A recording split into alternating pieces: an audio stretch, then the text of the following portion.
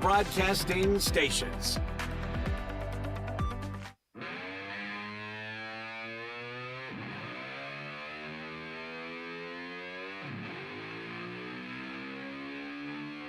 It's time for Sports 56 Happy Hour on Sports 56 and 98.5 FM. Now let's have some fun. Here is your host, Johnny Radio.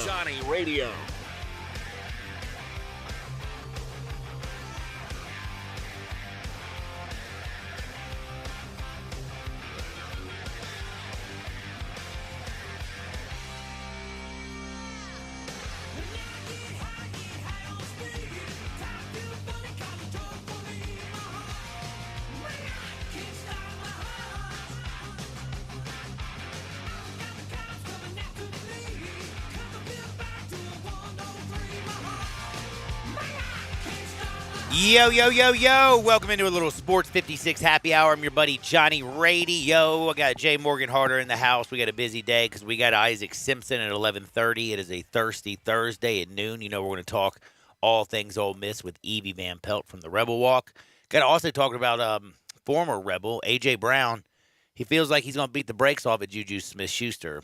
Juju keeps making little bitty videos, and he actually made a very funny one. He was A.J. Brown.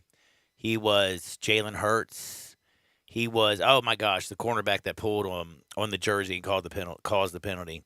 He did a nice little video. You can tell NFL football players in the offseason have a whole lot of time on their hands to do these TikTok videos where he played every single role. So I guess he's working for his next career being a thespian. So he does it during the season, though. He does that during the season as well? Yeah, remember he danced on all the logos and they lost all the games for the Steelers? I guess I don't really remember that. I remember him basically getting the boot out of Pittsburgh because they said he was too immature and childish. Well, that could be. That could. And have, he needed that could have been to a grow up. For that. So is he the actual athletic Patrick Mahomes? What's Patrick's brother? Jackson. Is he like an actually athletic Jackson Mahomes, a guy who can actually play and just live off his brother? To be fair, I don't know Jackson's athletic prowess. Not very good athlete. John, you don't know that. You don't know that. I'll tell you a little secret. His dad was a professional baseball. Patrick's a professional football player. And Jackson is a loser who does nothing but TikToks and dances on stupid things and makes Patrick Mahomes' wife look like the greatest person on earth. But Jackson's in high school. We don't know his athletic He ain't in prowess. high school no more. I think he is. No, he's not. Okay. Look it up. Well, you said it with a lot of authority. I'm telling you, he's not in high school anymore. How old is he? I don't know. Oh, we'll look it up. I'm trying, John. Well, we got to talk a lot about a little NFL action because did you see the Willie McGinnis video? Well, he's born May 15th, 2000. He's Bryant's age. Wow. So you think he's in high school? Well, he still might be a good athlete, though. We have not seen him play. He didn't play high sports. School sports. You don't know that. Yes, it's on his little TikTok, Twitter, like, oh, well, I'm not an athlete like my dad or my brother, blah, blah, blah, blah, blah. I'm just an idiot. But those are videos. How do you know? I mean, if there was good video of Jackson Mahomes doing anything good, you don't think he would have posted it to his account? John, you were right about his age. It seems like you might have been wrong about his athletic prowess. Okay, don't give it to me. He's 6'7". He had an excellent athletic career starring in basketball, baseball, and football in high school, but decided he actually had a budding basketball career getting recruited to play college basketball, but instead decided to pursue a career as an influencer on TikTok. Hold on. He chose TikTok over sports. He did. And being like the big man on campus and going to a college and actually living his own life. Dunking at 16. John, you got to apologize. Good athlete. All right, he's a great athlete. Sorry. But he is a loser. But he's a good athlete. I mean, you can be an athlete. They said he played like Jokic. He was a point forward. Oh my God! Now you're comparing him to a two-time MVP. Oh no, I know. Essentially Sports is. I'm reading off of Essentially Sports. All right, sorry. If you can't tell, he annoys me. Oh, I could tell. And I was trying but to I just wanted the accuracy. You're a journalist. You're right. I gotta keep you accountable. You're right. He's a phenomenal athlete. He's just doesn't have. He's just he's a little loose upstairs. I mean, anybody TikTok. I guess if your brother has $475 million and is very generous, You don't have to go and do anything on your own, do you? He's got a lot of followers, too. There must be a lot of money in that TikTok biz. Is there really a lot of money? I mean, I have no idea. I think there's like a top 1% of being money, and he might be in it, to be honest. For real? Oh, yeah. I did see that. David Dobrik has made like an entire career based. Logan Paul and Jake Paul. But that's a very small percentage. Weren't they on the YouTube? They used to make YouTube videos. Isn't that how Logan they got in made trouble their for money? going into the Japanese forest where people kill themselves and It's posted Suicide video of Forest, it. yeah. Suicide Forest, yeah. Yeah, that's right. He got in trouble for that. So there's a top 1% there might be money, but I think there's a lot of people that also do that make no money doing it. Well, Jackson Mahomes drives the rest of us crazy. A.J. Brown is getting driven nuts by Juju Smith-Schuster and his little comic skits that he's putting out on the TikTok. And A.J. Brown replied to a skit and said, you're going to let that Super Bowl ring get the blank beat out of you. Don't let that Super Bowl ring let you get the blank beat out of you. So we'll talk about that with Evie Van Pelt. Plus, we got a lot of basketball talk. Everybody and their grandmother's texting me about Chris Beard and who's going to be the next coach at Ole Miss. So, who is, John? Like I actually know. So Why I'm going to talk not? with No, Evie you're Van the Pelt. reporter. No, No, Evie's the Van Pelt reporter. is. You're the I'm journalist. the one asking the questions. No, I she's know the who journalist. it's going to be, You but think I it's don't gonna want to be tell you. Chris Beard. I don't. No, I think fat chance it's Chris Beard. And who do you think it is? I don't know, but I was just going to make a joke that I knew, but you said you think it's Chris Beard. I'll die on the hill. There is no chance in hell it's Chris Beard. Well, I would just tell you, if from just which I know a lot, and you're right, it might be no chance in hell. I totally disagree. He will get a job back coaching again. Oh, I don't disagree with that. You just don't think it'll be this soon? I don't think it'll be at Ole Miss. And you have to give me a reason why. I need a reason, not just because you have some stupid intuition or you just like looked in your little crystal ball or you did a little TikTok Yeah, dance. it's just my stupid intuition. Like, just because. I just believe Ole Miss wouldn't do that.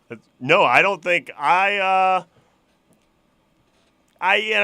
just leave something, it. I'll I just hope. leave it. Well, that's not good for radio. This is like the worst damn segment I could ever have in my life. Nobody said I was good at radio, John. Oh, great. You're not starting off very good Nobody today, argued especially I when you was got good. warmed up for an hour. Nobody argued it. No one argued that was good either, I assure you. Well, there's so many crazy things going on. Jalen Carter's back at the NFL Combine. I don't think that was the biggest news today. Did you watch my man walk into the Combine, Bryce Young? All 5, 6 of them. Did you see all the tweets about he looks like an 8th grader? I mean, Mina Kimes is as tall as he is. Yeah, with a 4-inch heel. Well, we don't know that, John. She said it. I don't know if I believe her. I think she might have been wearing flats. Well, we're going to talk about It's my intuition. Bryce Young looking like an 8th grader. A couple GMs anonymously come out there and said, "Ooh, I love Bryce. I love Bryce Young, the football player, knowing he's 195 pounds and probably 5'10"-ish. I absolutely have a pause for cause. I'm scared to death of drafting him if I'm the GM of a team in the top 5 picking." So people are a little bit worried. I'd be worried. I mean, there is a certain, to play in the National Football League, I can tell you right now, if me and Bryant Dacus went out there to play a little football, it would be really embarrassing. It would be bad. One, I would get cut in half. And Dacus, we know he doesn't have much athletic ability. Let's just be honest. I got the best hands this side of the Mississippi, John. I was a high school All-American bench boy. I know how to play some football. I just don't want to see you get caught by a D tackle, a defensive Well, that'll end. happen. I got Hall caught of Famer. plenty of times in high school. Heck, I don't want to see a safety cut you in half. It'd be a nightmare. But he is very, very small. We'll talk about a little combine action. We got all kinds of weird stuff to talk about. And we got some college basketball last night. I thought it was fascinating. I heard you play the Bruce Pearl freaking out when the game is over at the end of your show today, Jay. Nice little I don't take. have a show, John. Yeah, you did a show today. I did a show. You did. But I don't have one. At least you did one, though. Barely. More than most can say. Barely. You did all right. I kind of tuned you in and out. I do. How about guys getting smashed down there? Smashed! He wasn't happy after Auburn fell 90-85 in overtime. Joke! Whew. Bruce Pearl was hot. Joke! Hot as Cooter Brown, right? Is he hot? We haven't decided that yet. We've already said nobody's hotter than Cooter Brown. Joke! He is the hottest of all. Cooter Brown is the real deal Holyfield. And if you look at the SEC action right now, thinking about the teams possibly going into the tournament, things look a little bit crazy. Like right now, Jay Morgan at the beginning of the year was talking about how Vandy's going to be really good. And Jay Morgan cost me money at the beginning of the year because he said, "Oh, take Vandy and the points at home against Memphis, please. They're going to get the cover." Well, Jay No Morgan, accountability. you around were here. just, let me tell you something, you were just early on the curve. You were just ahead of the curve. You know what I was tired of with Vandy, John? Huh? You know what I was tired of with Vandy? What? Of our guys getting smashed down there. Smashed. Vandy smashed actually Kentucky in Rupp Arena yesterday. They've won 7 of their last 8. They've right now at 17 and 13. They won by 2. Dude, I was just going off of Bruce Pearls, okay? No, it was a good segue. It was a good segue. Help a man out. It was a Just good segue. help a man out. They got a very important win. They've won 7 out of their last 8. They started horribly, and I will say that this sounds crazy to me, but you know, I'm wanting Auburn to make the tournament. I want them to do good. Vandy might make the tournament, man. What I was looking at all this stuff. So right now you got Auburn, who now has to go play Tennessee. Tennessee's going to be out without Ziegler. Auburn lost their big man at the end of the game last night. They're probably going to be without him. So Auburn is looking for a win with like the worst way they're looking for a win. It's not even funny. You look at the teams in the SEC. Alabama's looking like a 1 seed. I'm thinking Tennessee's probably going to be like a 4. A&M, biggest conference surprise. I'm not sure exactly where people are going to put them. Arkansas is going to be a bracket buster. They're athletic enough to play with anybody. A BB. They're erratic enough to basically get blown out by almost anyone as well. Kentucky has already punched its ticket, in my opinion. Auburn has got some work to do. They've been horrible down the stretch. What are they going to do with Missouri? Mississippi State's gotten hot of late, got some big wins this year. And you have the Commodores, who they're a long shot to make the tournament. But, man, again, 7 of your last 8, winning in Rupp last week. If they can do something in the SEC tournament, they might sneak in. Could there, like, possibly be 8 teams out of the SEC in this tournament? I think there has to be. Yeah. I mean, what are we going to do? Well, I shouldn't say that. Yeah, I think there definitely is a possibility of it. I mean, I'm looking at the standings right now, and Vanderbilt is in 6th place. So we're talking about Mississippi State behind them could make it. That's 7 teams. And you would imagine one of Auburn and Arkansas, right? I would think right now Arkansas. One of them. One of them, definitely. Yeah. Man, I'm telling you. I don't know who it would be, but one of them. One of them. It's or tough. both. I mean, hell, what's that? No, that's 9. It can't be 9. We'll see. It's just it's The only crazy. league that might get 9 would be the Big 12, but then all these small conferences like the American would have a fit. I mean, they would throw a tantrum of the highest magnitude. I wouldn't really care if they threw a tantrum. Me either. I like that. Great. I agree. Screw them. No, not the University of Memphis. Love them. I bleed blue. Everybody knows how much I love Memphis. But the rest of them, screw them. Speaking of Memphis, you feel like they've already punched their ticket, correct? Maybe? No? I don't. Now, at the same time, like here's what I have pause for.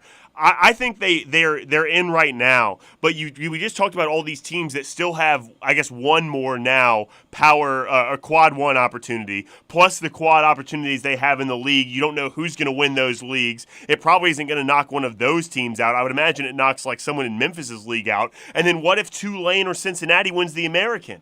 Like, we talked to David Cobb and we asked him, do we think they can get 3 in, I still you believe. think? So I can't imagine. As much as this, 3 American the way teams? they're struggling right now to fill these, but like to fill the bracket, go look at Jerry Palm's stuff this But wouldn't morning. it be from one of these power conferences? Though, like we just named how difficult it would be to choose between. I just talked about Vanderbilt, Missouri. Yeah, those are good teams. Their records are not that great. 17 and 13. Memphis wins tonight against SMU. They'll be 23 and 7. And again, they took Alabama to the brink. They played Houston tough on the road. They beat Texas A&M. They beat Auburn. They have good wins. I mean, on their resume, there's no way if Memphis wins at SMU today, go ahead and book it. They're going to be in the tournament. Like that's going to happen. I don't care what happens with the American. That's what Jerry and Lunardi say for sure. So we'll see. I mean, I don't know. I don't think a team other than Memphis or Houston wins the league either. That would be. Crazy. I don't think it does happen. I think Houston wins it. I think right? Houston There's wins no way. it pretty much. Like to be honest, like just pretty walks easily. Walks through everybody. Kind of just like they have in the regular season. It'd be interesting to see someone else do it. I want to see if they put 3 teams from the American. That'd be wild, man. Well, for Memphis fans, Memphis SMU, it's 8 o'clock. It's on the Deuce. From Moody Coliseum in Dallas, Texas, Memphis is a 7-point favorite. The total is 153.5. So Memphis projected to win that bad boy before they play Houston at home. I think that'll be a little bit of fun. Be early in the morning.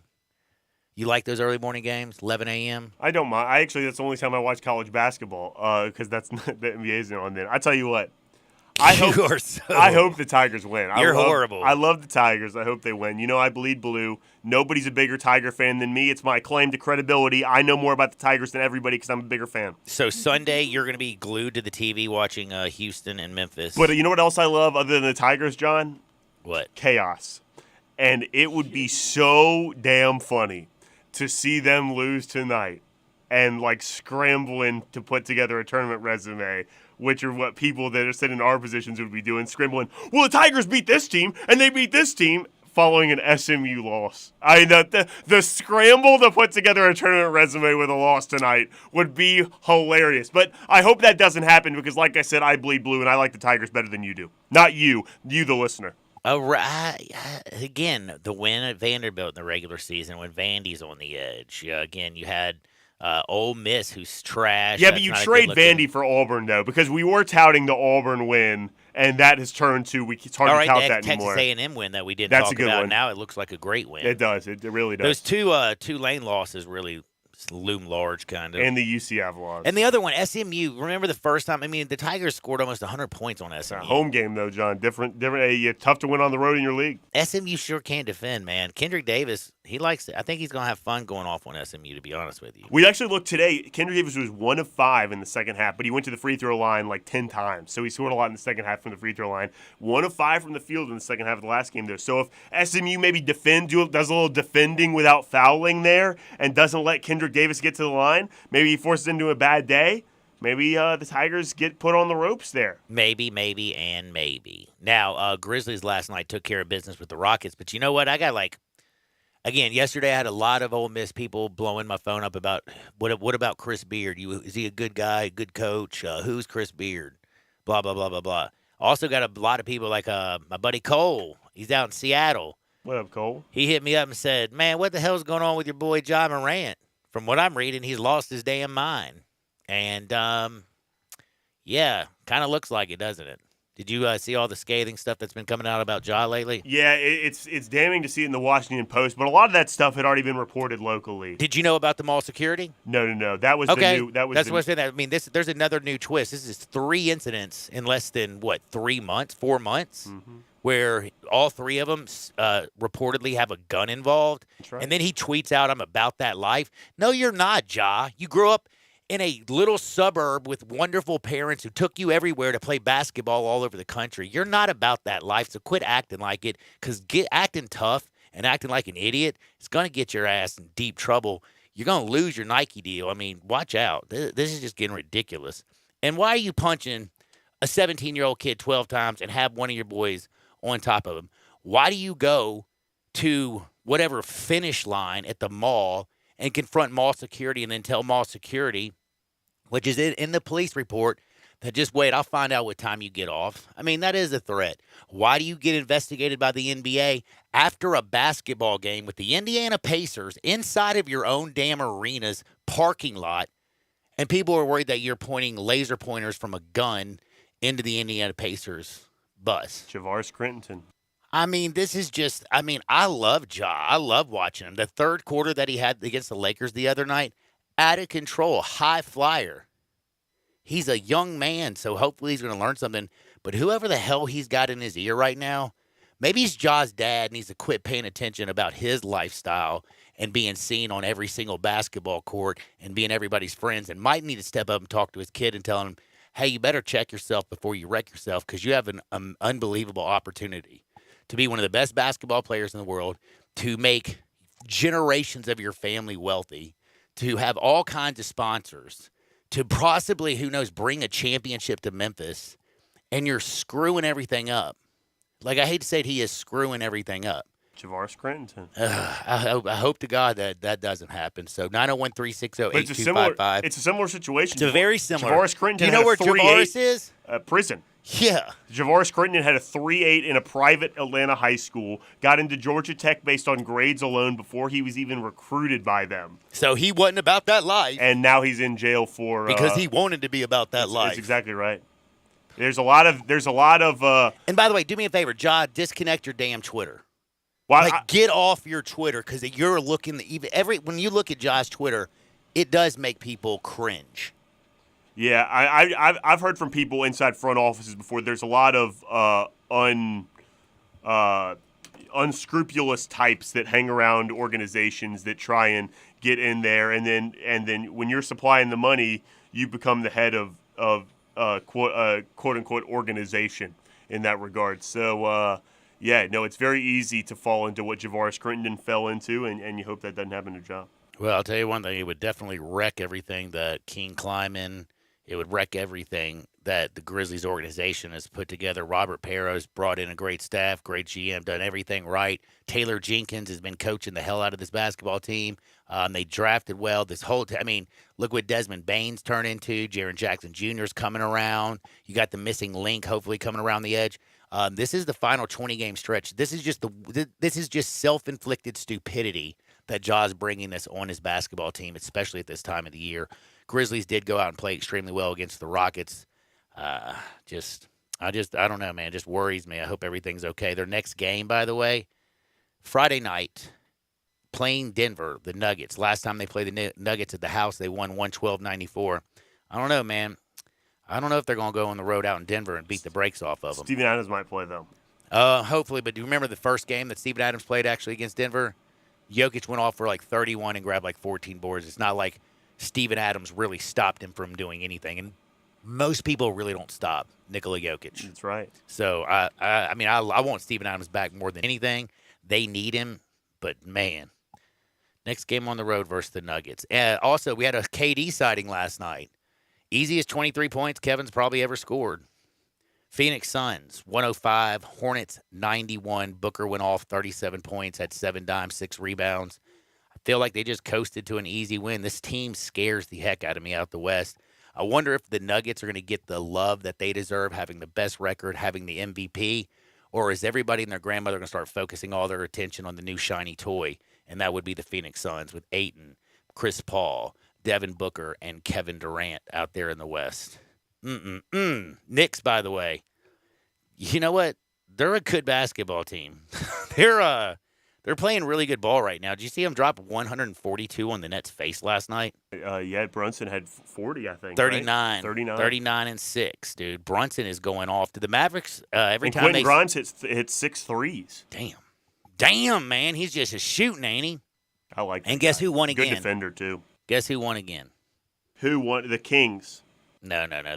Who has the longest winning streak in the NBA? It's the Milwaukee Bucks, John. 16 straight games this team has won. They are in fuego. We got NBA action. We're going to talk some college basketball. We got Isaac Simpson on the other side. We're going deep into up to Ole Miss with Evie Van Pelt at noon. I got some funny Hardwood stories that are just a little bit wild, a little bit crazy. You got any good ones like yesterday?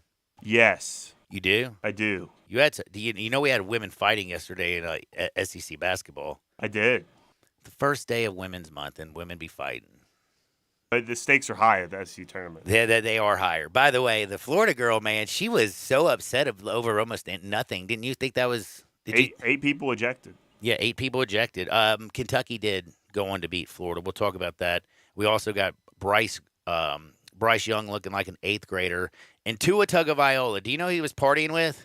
Who? Rick Ross. Wow. Can you see Tua partying with Rick Ross? Yeah, Rose. You can? Absolutely.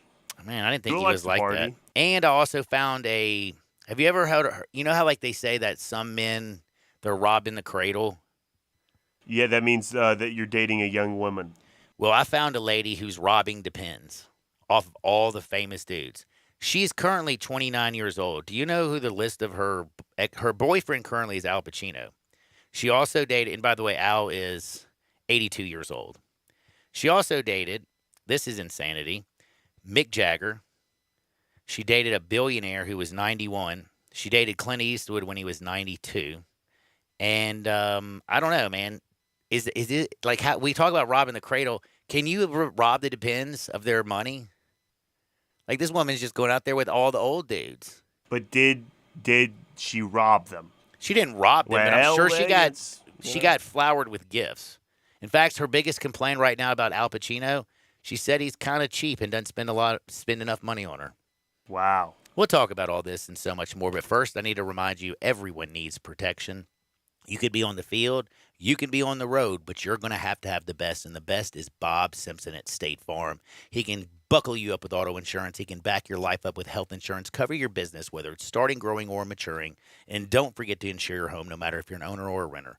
Like a good neighbor, State Farm is there. Call Bob Simpson today, 901-381-1233, or go online and get a free quote at bobsimpson.org. Stay protected with your good neighbor, Bob Simpson. I'm in the box.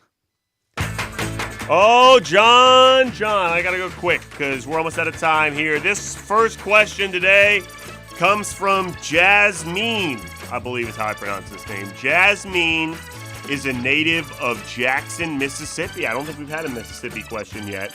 Jasmine says, Dear John, have the Grizzlies solved all of their woes with this 3-game win streak? No. Their superstar is out there wilding on the town. Why, Jasmine says specifically basketball related. That was a weird stipulation. I'm not sure why she included that, but that's what she said. Well, okay, if we're not going to talk about their star player wilding on the town, they're still missing the missing link. Zaire is not complete. They have 2 guys that are horrible on isolation defense. I wonder where I heard that from. I think I said that. You did. See, I listened to you. I said that. And nobody's won a championship with 2 guys who can't guard ISO, right? Literally ever. And up until the Warriors, I don't think anybody had with 1 either. Well, I will tell you this. Grizzlies still got a good chance. Just because it's never been done doesn't mean you don't have to be that outlier. So that's right. We'll just keep our fingers crossed. As long as Ja doesn't get in trouble and the missing link comes back and they stay healthy, they have a fighting chance. Yeah. Şengün scored on Jaren last night 1-on-1. Got an and 1. It's one of the 2 times all night he guarded the basketball. Anyway, John, this next question comes from Adam in Lubbock, Texas. Adam says, Dear John, I'm studying abroad this semester in Denmark. Have you ever been there, and is there anything I should know before going? Actually, I've never been to Denmark. In fact, Denmark. Where the hell is Denmark? I know it's in Europe somewhere. I think it's pretty cold. Copenhagen. I don't dip. You like dip? Like Shaw? I don't chew. I don't do Copenhagen. Oh, Copenhagen, the city is also Brandon Shaw. That's right. I didn't get it at first. Denmark, a Nordic. Nope. Northern Europe. It's in Northern Europe. No, Yeah. I don't. You know what? You're gonna have to call me when you get back and tell me what Denmark's like. Do you know anybody that's even been to Denmark? I don't know. I know. What are they famous for? A philosopher, Soren Kierkegaard. Huh? Soren Kierkegaard is from Denmark. Anything else that you can tell me they're famous for? Don't Danishes originate from Denmark? Ooh, love a good Danish. Yeah, Are Danish. you sure? Well, that's what they call themselves, is the Danish. So They I are imagine, the Danish. Yeah, They invented the Danish. I think they did. Dude, enjoy breakfast over in Denmark. Make sure you come back, though. And by the way, you can also, while you're in Denmark, you can check us out on Twitter, Facebook, YouTube, or at sportsmemphis.com. Isaac Simpson's on the other side talking Tigers and Grizz. Sports 56, 98.5 FM. Join the voice of the Tigers, Dave Woloshin, for Wolo and Friends. Weekday mornings from 10 to 11 here on Sports 56 and 98.5 FM. Do not. Do so. You do not love Central Barbecue more than me. I've been talking about Central Barbecue for years. I was the first person to do these spots. Well, I may be new doing them, but I want to shout from the rooftops just how much I love it. Okay, smart guy. What are the sides at Central Barbecue? Easy. Home-cooked pork rinds, home-cooked potato chips, greens, green beans, barbecue beans, onion rings, fries, and potato salad. Lucky guess. What can you buy by the pound, huh? Beef brisket, pulled pork, smoked turkey, my favorite, pulled chicken, smoked chicken, and barbecue bologna. Ha! We're out of time. I could do this all day. Angie's List is now Angie, and we've heard a lot of theories about why. I thought it was an eco move. Fewer words, less paper. No, it was so you could say it faster. No, it's to be more iconic. Must be a tech thing. But those aren't quite right. It's because now you can compare upfront prices, book a service instantly, and even get your project handled from start to finish. Sounds easy. It is, and it makes us so much more than just a list. Get started at Angie.com. That's ANGI, or download the app today. Cleaning your fuel system can help your engine run better and improve gas mileage. Visit O'Reilly Auto Parts and pick up a bottle of Chevron Techron Fuel System Cleaner. On sale now. Buy one, get one free. Plus, get 2 times O Rewards points. Get more fuel-saving tips from the professional parts people at your local O'Reilly Auto Parts or visit O'ReillyAuto.com. O'Reilly Auto Parts.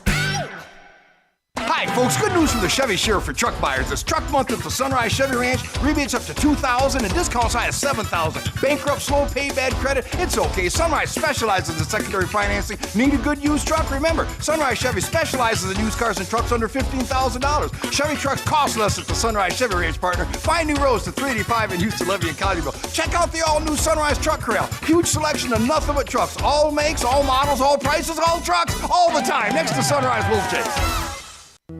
All the wisdom of the universe is in these bones. Now back to Sports 56 Happy Hour on Sports 56 and 98.5 FM. Here once again, Johnny Radio.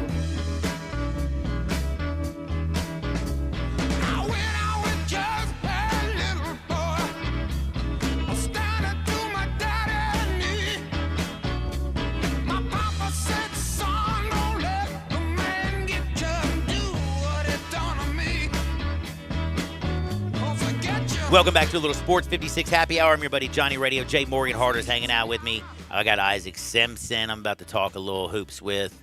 I also talk about things that are off the court because, man, Ja's been wild out there.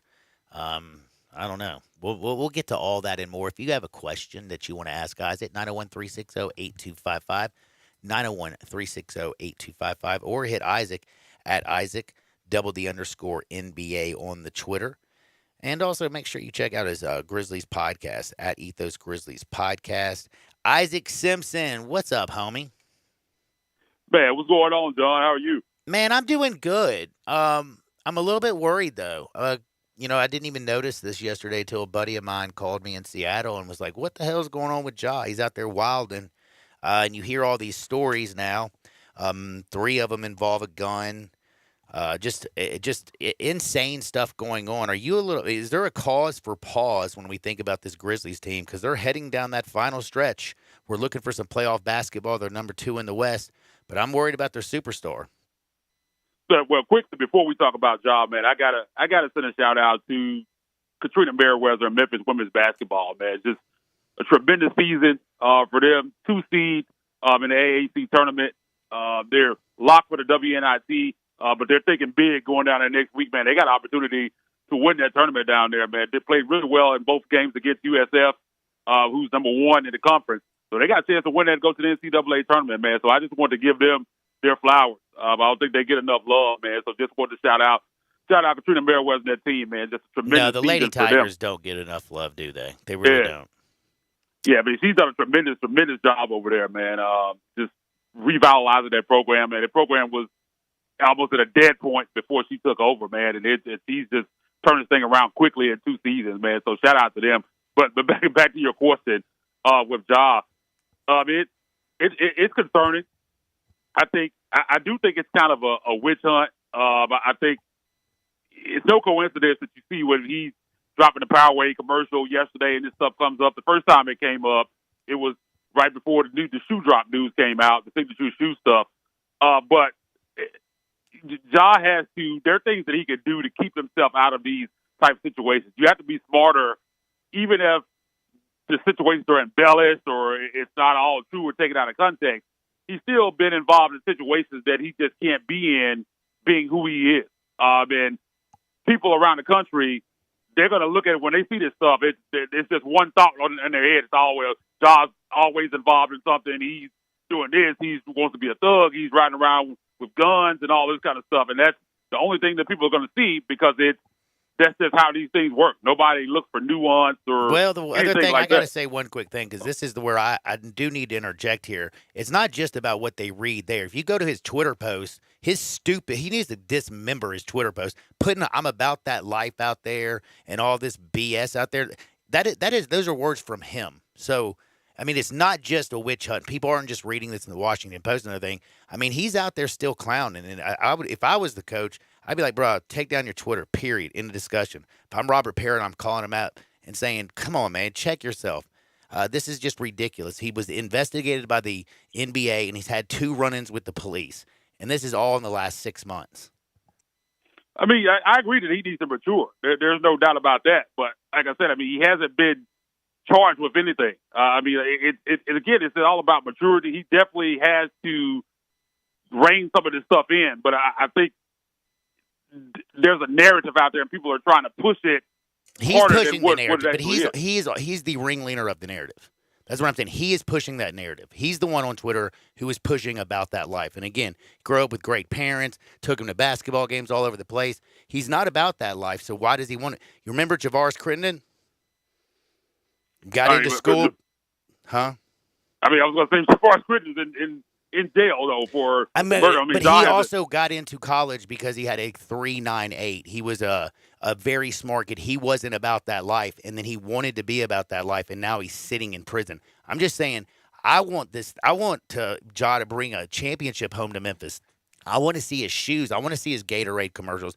I want to see him succeed. I love the stories when he's giving sneakers to that little girl who had the ball stolen. Like, there are great things about Ja, but when he's the face of the franchise, you just can't have continuously three separate instances. Like one, hey, kids are being kids. 2 of them, little bit nervous. When I see 3 situations come out, that's when I start really getting concerned.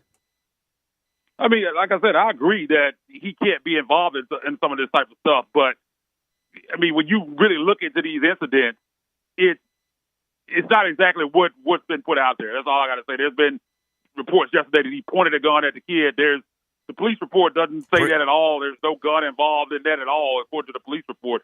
Like, I wasn't there, so I can't say what happened in that situation. I'm just saying that people are kind of pushing this. He puts himself in these situations. There's no doubt about that. And he has to rein it in. I just think there are people out there that are trying their best to kind of bring him down. He is not necessarily helping the situation, but I think there are people out there that are trying to make it worse than what it is. I mean, there's a narrative that's been created out there by him. He has helped that narrative, but again, I just think there are some people out there that won't him to not to succeed. I'll say that. Well, I'll tell you one thing. I want him to succeed more than anything. I mean, this is the best chance the Grizzlies to actually bring a parade down to Beale Street. This team is stacked and loaded. We saw what he did in the third quarter against the Lakers, so I'm keeping my fingers crossed. I'm saying some little prayers because Steven Adams is coming back. They got the Nuggets coming around. I mean, this team, this is the stretch. This is when, all systems go, if you know what I mean. So hopefully they'll get together. Now, on the basketball court, do you think Adams plays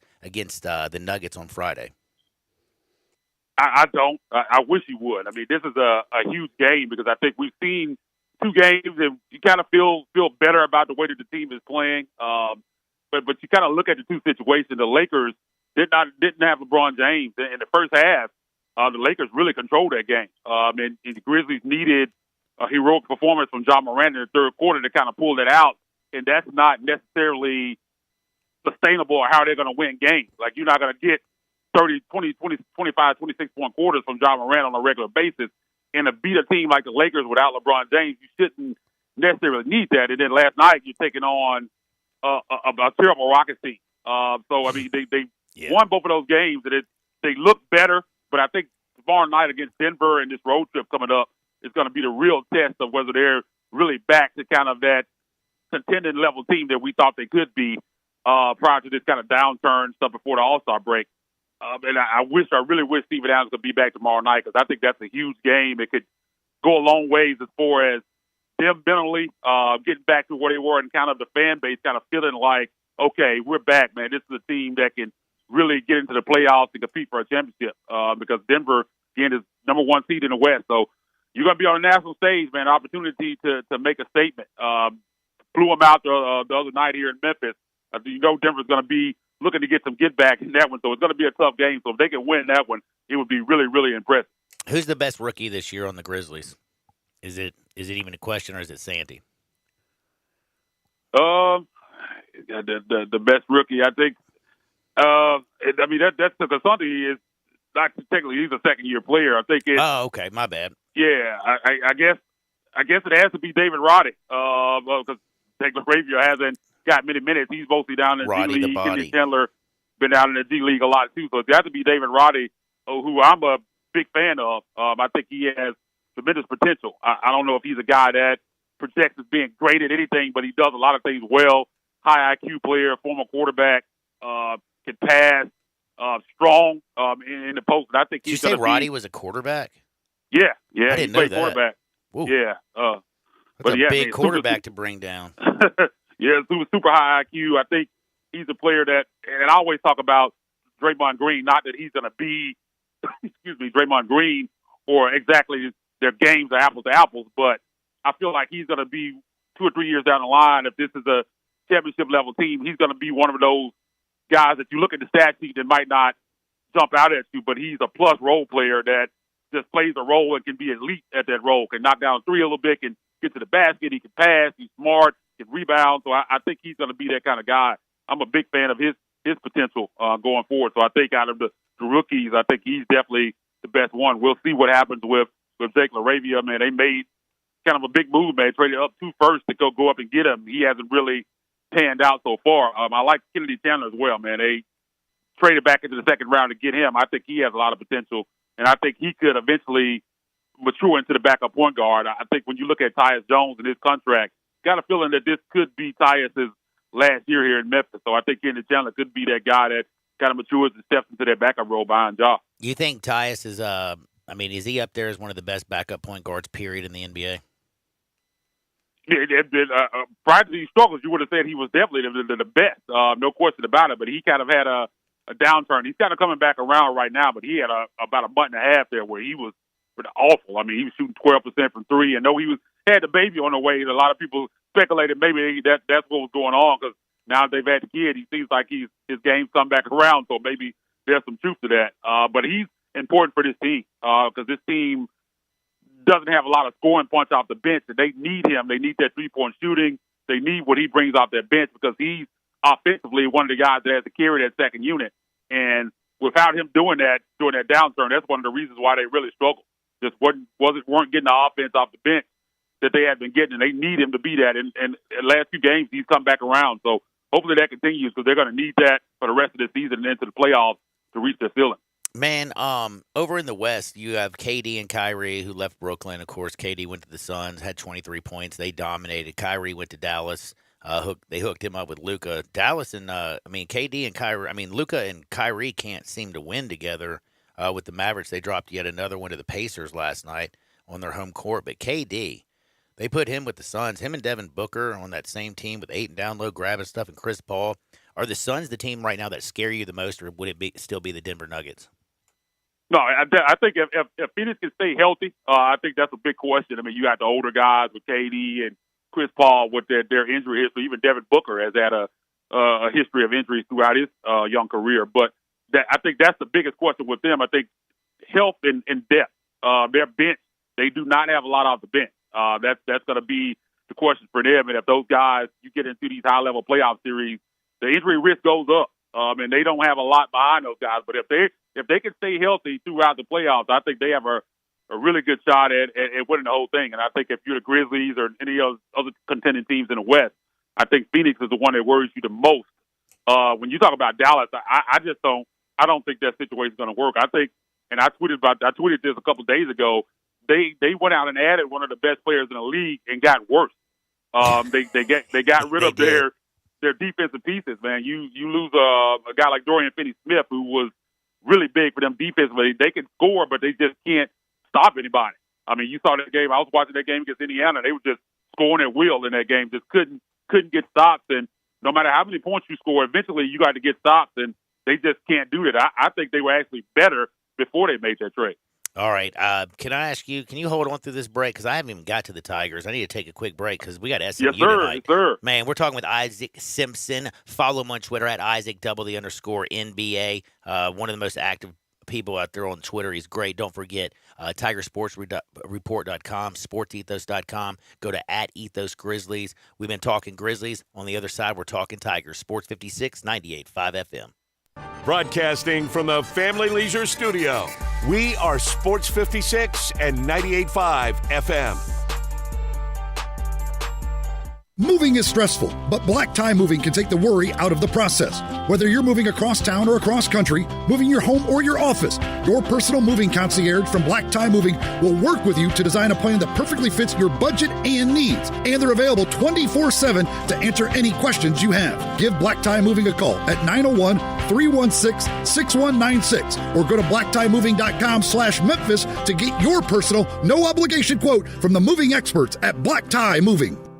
This is a special alert to all Americans who own a vehicle with less than 200,000 miles with an auto warranty about to expire or with no warranty coverage at all. Due to a decline in the economy, CarShield is announcing a low-cost month-to-month vehicle protection plan that is now available to the public to save any driver out-of-pocket expenses on future auto repairs. Call now to find out how you can pay almost nothing for covered auto repairs. Yes, you heard that correctly. Pay almost nothing for covered auto repairs. An open phone line has been established for all drivers to call for a free quick quote. Call 800-306-8158 now. Drivers who are covered will not have to pay for covered repairs again. This protection plan is at an all-time low. Additionally, drivers who activate this vehicle protection today will also receive free roadside assistance, free towing, and car rental options at no additional cost. Call us for your free quick quote today. 800-306-8158. That's 800-306-8158. What do you have to lose? Call 800-306-8158. Again, 800-306-8158. Intelligence runs in the family. Innovation runs in the family. Extraordinary runs in the family. The 2023 Mercedes-Benz SUV family. Each of the impressive models feature world-class innovations ranging from MBUX voice-activated assistance technology to safety features like Attention Assist that can detect drowsiness and alert you when it's time to take a break. The SUVs include the sleek GLB with room to seat up to 7. The category-leading GLE. How about GLS, one of the smartest SUVs on the road? The capable and stylish GLC and the striking yet robust GLA. Each model pack cutting-edge technology every driver deserves. Best-in-class technology, too. Leaders in innovation and intelligence not yet seen from SUVs. A family of distinct models, all equally impressive. The 2023 Mercedes-Benz family of SUVs. Extraordinaries one test drive away. Learn more at MBUSA.com. A good friend of mine told me about this awesome place for lunch. Oh, yeah? What's the name? Neil's Grill and Bar, where the fat man rocks. Everybody knows Neil. Where's it located? It's located in Yorkshire Square off of Quince. And what's it like? The best lunch place in Memphis. You know, like real mashed potatoes and gravy. Everything is made from scratch. Monday through Friday, daily lunch specials like Monday baked chicken, Italian Tuesday, spaghetti, ravioli, Italian spinach, delicious fried catfish, fried chicken livers every Wednesday, Friday, Salisbury steak, barbecue chicken, or if you just want a vegetable plate, the best veggies in town. What about the lunch price? Meat and 2 veggies, $8.95. Meat and 3 veggies, $10.95. And veggie plate, $9.95. Big fat boy portions, man. Man, you're making me hungry. Come hear the best live local music at Neil's. Eddie Smith plays Sundays 5 to 9, Mondays karaoke, Tuesdays Debbie Jameson, Wednesdays Elmo and the Shades, Thursdays John Williams and the A440 Band at Neil's. Where the fat man rocks.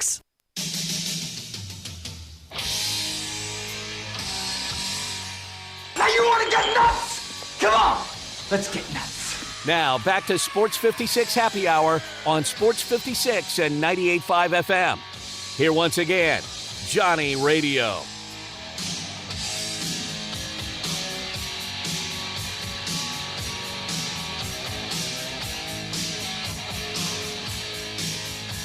Welcome back to a little Sports 56 Happy Hour. I'm your buddy Johnny Radio. Jay Morgan Harder's hanging out in the house, and we are busy because we got Isaac Simpson. Check him out at IsaacW_NBA on Twitter. Don't forget, you're a Grizzlies fan. You got to follow at Ethos Grizzlies and check out the podcast at sportsethos.com. Isaac, we've talked a ton of Grizz. I'm getting excited for the stretch run. I want to see this team do a lot. Jay, though, made me almost blew my mind just during the break because I'm very concerned. I want to party. I want a long playoff run. I want to see this Grizzlies team succeed. I love this team. I love the way they play. And then I was like, man, yeah, I'm worried about Ja. And then Jay goes, they actually have a better record without Ja than they do without Steven Adams. Because last year, they go 20-2 without Ja. That's right. And this year, without Steven Adams, they've struggled even more. Dude, the missing link right now is the missing link to this Grizzlies team. Watch out. All right, Memphis Tigers tonight, 8 o'clock, SMU. It feels like everybody, if you go to Lenardi, you go to Palm, if you listen to David Cobb at CBSSports.com, Tigers get a win tonight on the road. Basically, they punch their ticket to the dance. Do you agree?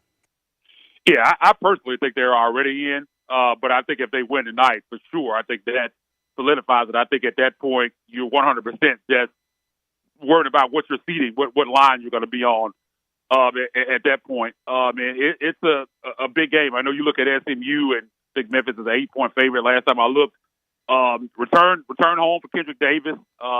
Retired. His head coach Tim Dankovich said he hadn't walked in Moody Coliseum since he retired last year. He's going to be at the game tonight. Kendrick has had this one circled. So they got also an opportunity with Tulane losing to ECU last night, opportunity for the Tigers to clinch the 2 seed. If they win tonight, they will be the 2 seed in next week's AAC tournament out in Fort Worth. So that's a big deal, man, not having to face Houston until the championship game. Yeah, so it's definitely a big game. And I think the Tigers will go out there and take care of business. I mean, the return of Alex Lomack and Malcolm Dandridge has really been a big boost for this team. Both of those guys have played really well. Malcolm's played some of the best basketball he's played since he's been in Memphis these last couple games. Really hustling out there, getting offensive rebounds, knocking down his free throws, which is something that we haven't seen from him. Alo's just out there playing defense. I think he figured out. I think he knows what his role is, man. He's doing it. Yeah, he really is. At the back-to-back steals in that game against Cincinnati. And I think one thing about him is he takes some pressure off of Kendrick Davis, allows Kendrick Davis to play out the ball some. So those guys have really been a boost for this team. And they played at the right time. You hate that Keontae Kennedy has to go down for the injury. Hopefully he comes back sometime during the postseason because he's one of the best players on his team. I don't think there's any question. Kind of outside of Kendrick and DeAndre, he had been that third best player. So, I mean, you think you add him back would be a big boost to this team as well. But like I said, I'm excited. And you got a big opportunity. Got to win this one first. But you got a big opportunity coming up on Sunday. Not only is it Houston, your rival, but, man, the number 1 ranked team in the nation in your building.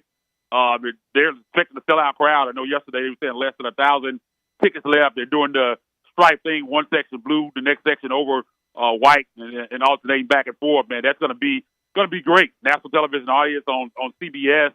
And I think the Tigers are going to win that game. I think if you look at first game down in Houston, no Kendrick Davis, and they had an opportunity to win that one. Down 5, I think, with a little bit over 2 minutes left. A couple things go their way, man. They could have came out of there with an upset. So I feel good about it, man. I like where they are, and I think they're going to get a win tonight. And I think they got an opportunity to get a big win at home on Sunday, which will really solidify them. You go beat Houston on Sunday, man. If you could go win the conference tournament and beat Houston again, man, you might be looking at a 6-7 seed coming to the NCAA tournament, which would be fantastic. What do you think, Chandler and Jonathan Lawson? Right now, they're giving you a lot of minutes. They're not giving you a lot of points if you combine them together, but they're out there playing effective. What right now? Do they understand their role going into the stretch run? Yeah, I think so. Like you said, Jonathan Lawson is not putting up big numbers offensively, but he's had a knack for hitting big shots. When they need a big three, he's been a guy that goes out there and knocks it down in those clutch moments. And as far as Chandler's concerned, man, you just need another big. This team, I think if they have any weakness, it's probably their interior. And he's just another guy that can come out there, give you some minutes along with Malco and KO. So I think now that you have those 3 guys, I think that really helps with your depth. It helps with fouls. I think it helps protect DeAndre Williams from picking up extra fouls. He's been much better at that as of late. I just like the way this team is shaping up. Coming into the season, this team is kind of different from Penny's other teams. I mean, this is a veteran team. Penny's used to having a lot of young guys, and those teams always seem to get better as the season goes on. And you didn't particularly think that might not be the case with this team since these guys are older, but it's kind of been the same script. I think this team is playing its best basketball right now. And as Penny said, he still doesn't feel like they put together a full 40 minutes yet. DeAndre Williams kind of said the same thing the other day in his media availability. And if they ever do that, I mean, this is the type of team that you have the veterans on the team.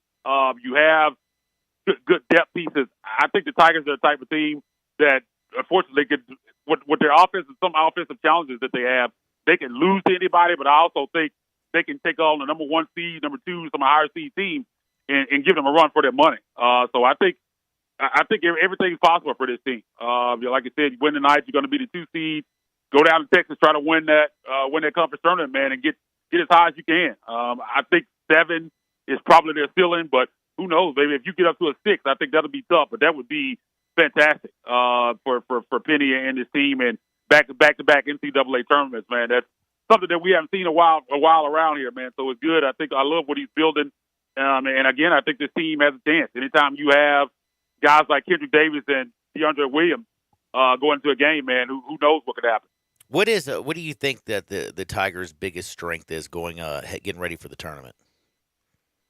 I think the biggest strength defensively when they lock in. I mean, they're one of the best defense teams in the country when they're on their game. I think that's big. I think you saw some of the on-ball defense from Alo and what he brings to this team. I think that really helps because Kendrick Davis is not really a defensive player. And I think having Alo out there helps your defense and your backcourt. And I just think that the experience of this team, I mean, having that star player, a guy that on any given night or day can just go off for 35 points, and having a DeAndre Williams guy, 26 years old, and people don't like to bring that up, but I mean, it's true. I mean, he's a veteran. He's been around. He's been in big games. So those are 2 guys that you can really lean on. So probably one of the most experienced tandems in the country that play basketball at that high of a level. So I think that's kind of an advantage for this team going to the tournament because you have 2 guys that have really been there, done that. Now, when you look at this team and you look at Penny over there coaching and pulling all the triggers and the levers, you got to get KD and Dre out there 35-plus minutes. They got to score. They got to do it all. But has he figured out the rotations with all of the guards? He's got Elijah, Jaden, Alex, Jonathan, DeMarie Franklin. Has he got that under control? Yeah, you also hope you throw in Keontae Kennedy back in the mix at some point there. I think they're going to need all those guys because, like you say, they rely so much on the offense of Kendrick Davis and DeAndre Williams.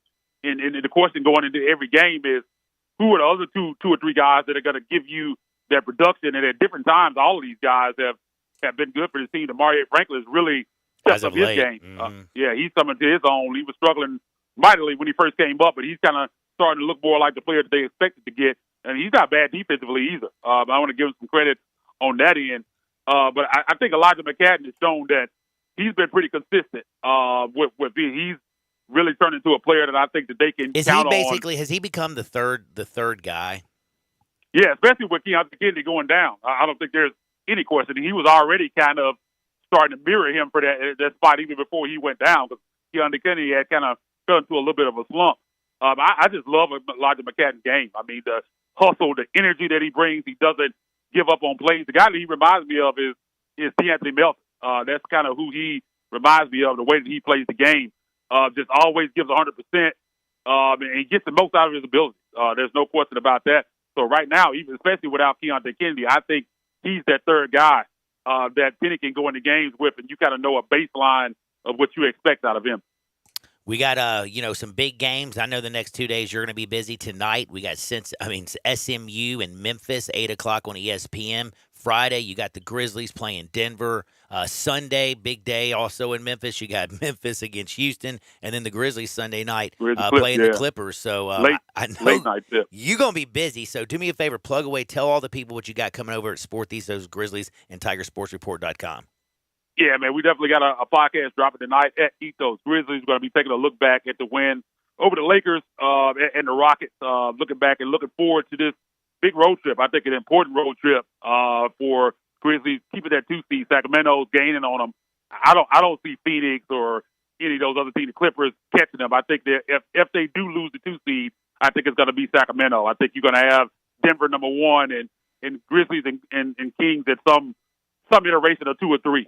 Whether the Grizzlies are 3 and Kings are 2, Grizzlies 2, Kings 3, it's going to be something like that. I just don't think there's enough games left for Phoenix to get up there. Phoenix could probably get to 3 or 4. I don't see them getting up to 2. But yeah, man, check out at Ethos Grizzlies podcast dropping tonight, and you can find me on my personal Twitter feed at Isaac_NBA, ISAAC__NBA. Isaac, be blessed. The only one other thing I did want to actually ask you: are the Milwaukee Bucks ever going to lose again? Man, it doesn't look like it. And they're not even completely healthy right now. No problem.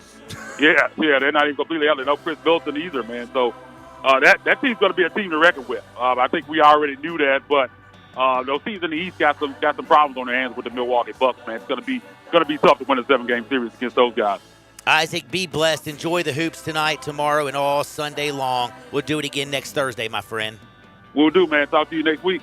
That is Isaac Simpson. So blessed. He joins me every single Thursday at 11:30. Spent a lot of time with me today because we got basketball.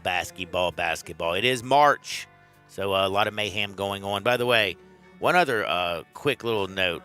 You didn't watch any college basketball, or did you watch the Auburn-Alabama game, didn't you? No. No? Absolutely not.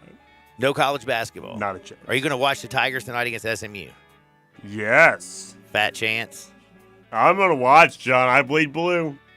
Well, I was going to say, you see TCU drop Texas last night? I did. Man, I thought Texas was going to come back and steal that when TCU was dominating that whole game. They were up big in the first half. They were up big in the second half. Texas put on a run, but it was just a little bit too late. But guess who got the cover? Texas. That's right. Good teams win. Great teams cover. Kansas State got another cover. I've been riding the boys in Manhattan. I'm really distracted, though, John. Sixto's throwing a bullpen. Sixto Sanchez for the Marlins throwing a bullpen right now.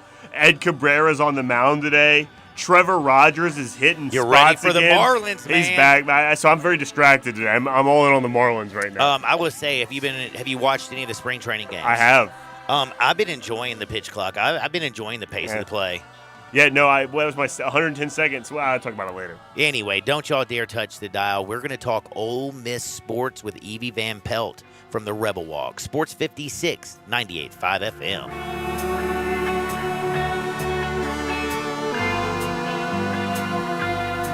When you're hunting for small game or big game or thinking of selling your home, think about Sheldon Rosengarten and you Mallory. That's right, Sheldon. We're with Mark Spensdorf Realtors, and while I'm often successful when I go hunting, I heard you're such a lousy golfer they've banned you from some courses. Very funny, you. I may be a horrible golfer, but I have a highly successful strategic marketing program with the famous Shellbucks option that takes up most of my practice time. My clients would much rather see me sell their home than hit a hole-in-one. Sheldon, you're normally about 5 strokes away from a hole-in-one. That's on a par 3. Yeah. Remember, don't tee off with any agent. Talk to 2 or 3 and let you, Mallory, and me be one of them.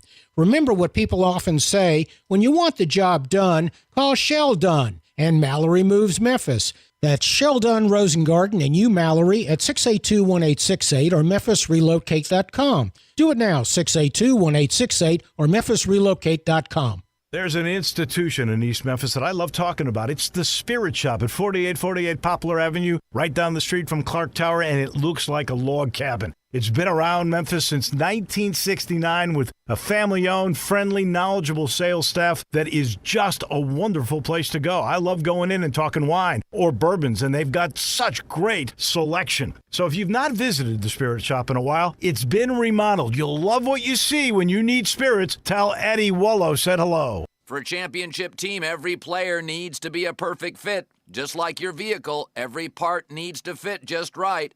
With eBay Guaranteed Fit, you can be sure every part you need fits right the first time. Just look for the green check. With over 122 million parts, you'll be back in the game in no time. Get the right parts, the right fit, and the right prices at ebaymotors.com. Let's ride. Eligible items only. Exclusions apply. I know you're thinking about pools and patios right now. Don't deny it. They're on your mind. So it's a good thing that Family Leisure is having their pre-season patio and pool sale. It's like they're mind readers. You can buy now and save big with the area's largest selection of patio furniture. You want free layaway? Done. You want special financing? Done. You want to be ready to enjoy your backyard just as soon as spring hits? Family Leisure has you covered. Patio and pool season's not that far away. So now's the time to take advantage of this fantastic early bird pricing special. Now here comes the really special part. If you mention this commercial, you get half off delivery and installation. I'll let that sink in for a second. You heard me right, my friends. You mentioned this very commercial, and Family Leisure will give you half off delivery and installation. The preseason patio and pool sale is happening now at Family Leisure, Witten Road at I-40, where family and fun come together. We are Sports 56, WHBQ Memphis, and W253DF Memphis. Flynn Broadcasting Stations.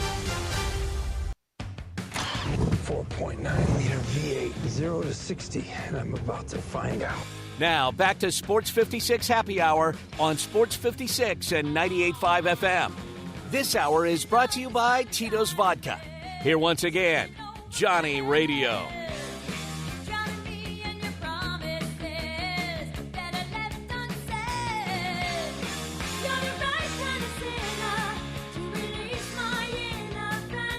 Welcome back to a little Sports 56 Happy Hour. I'm your buddy, Johnny Radio. I got Jay Morgan Harder always hanging out with me, and we're going to talk with Evie Van Pelt as we do every Thursday at noon. Evie Van Pelt, of course, she's the founder and publisher of The Rebel Walk. The Rebel Walk, by the way, your number one source for all things sports information with the Ole Miss Rebels. You can go to therebelwalk.com. You can follow them on Twitter at The Rebel Walk, and don't forget Ole Miss Evie at Ole Miss Evie. Evie Van Pelt, how you doing on this beautiful Thursday? I'm doing great. I'm excited to be here and appreciate y'all having me back on. Oh, thank you. I appreciate you coming on all the time, every single Thursday. We love to rap with Evie. We are the home of the Ole Miss Rebels. In fact, we got a little Ole Miss at Missouri at 2 o'clock on the Saturday, and then Ole Miss baseball as they play Minnesota at 6:30 on Saturday as well, and then Sunday. Now, speaking of baseball, I heard you got some good news from Coach yesterday about Hunter Elliott.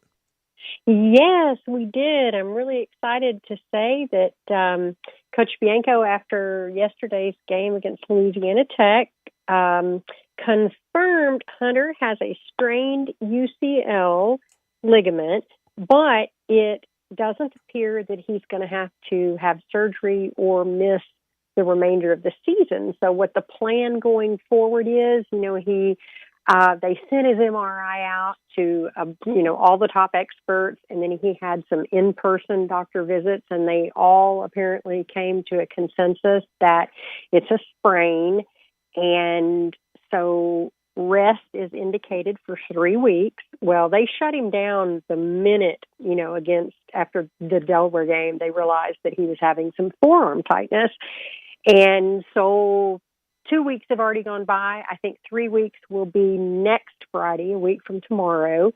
And then the plan is they bring him back really, slowly, really regimented. So it looks like from what Bianco said, we might, if all goes well, could see Hunter pitching again around mid-April, which coincidentally, mid-April would be a weekend series. I believe it's the 14th, 15th, and 16th against Mississippi State. So we shall see.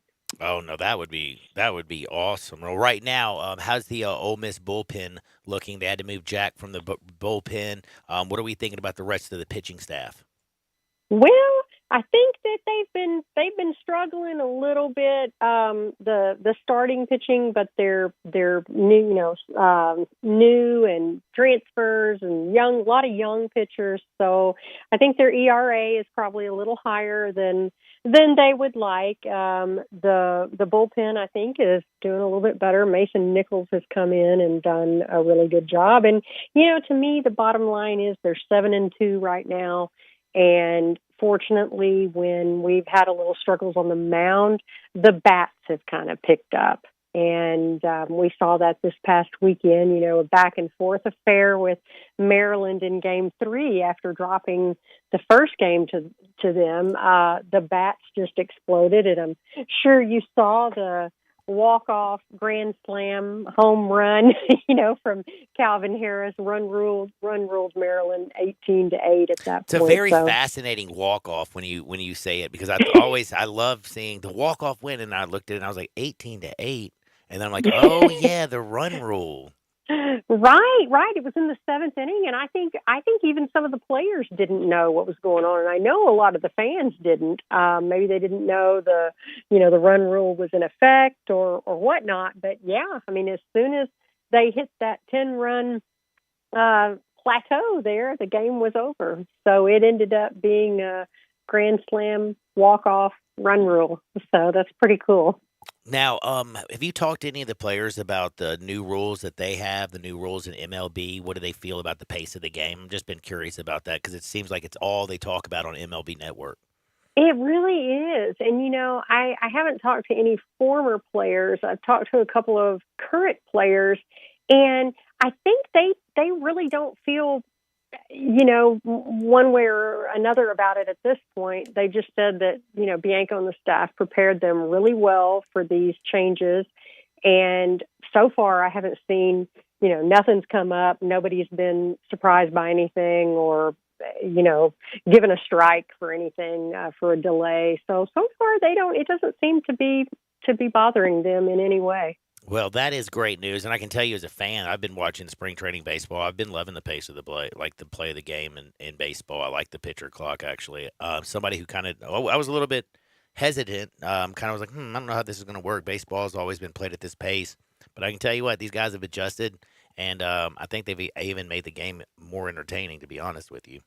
I think so too. I'm in favor of it, and I know that I guess the goal is to get some of these games down 3 hours or less. And boy, as the Rebels can attest to, when we played A&M last year, I mean, gosh, weren't some of those games like 5 hours? I mean, so I think I'm not against it. Maybe some baseball purists probably are and don't like any changes to the game, but they're considering changes in football too. I think they're trying to get the clock continuing to run after you get a first down, except maybe inside of 2 minutes. That's NCAA. So I don't know. It's going to be interesting to see if some of those rules take effect. But I think it's for the same reason. Trying to get it down to like 3 hours. The only rule that they've, I guess, proposed in the college football, talking about like an incomplete pass, that they're going to set the ball and then wind the clock. That's the only one that I don't like. I understand the first downs. I don't know. I have to stop the clock to go and spot the ball. It's very something simple. But when you throw an incomplete pass, it's stop the clock.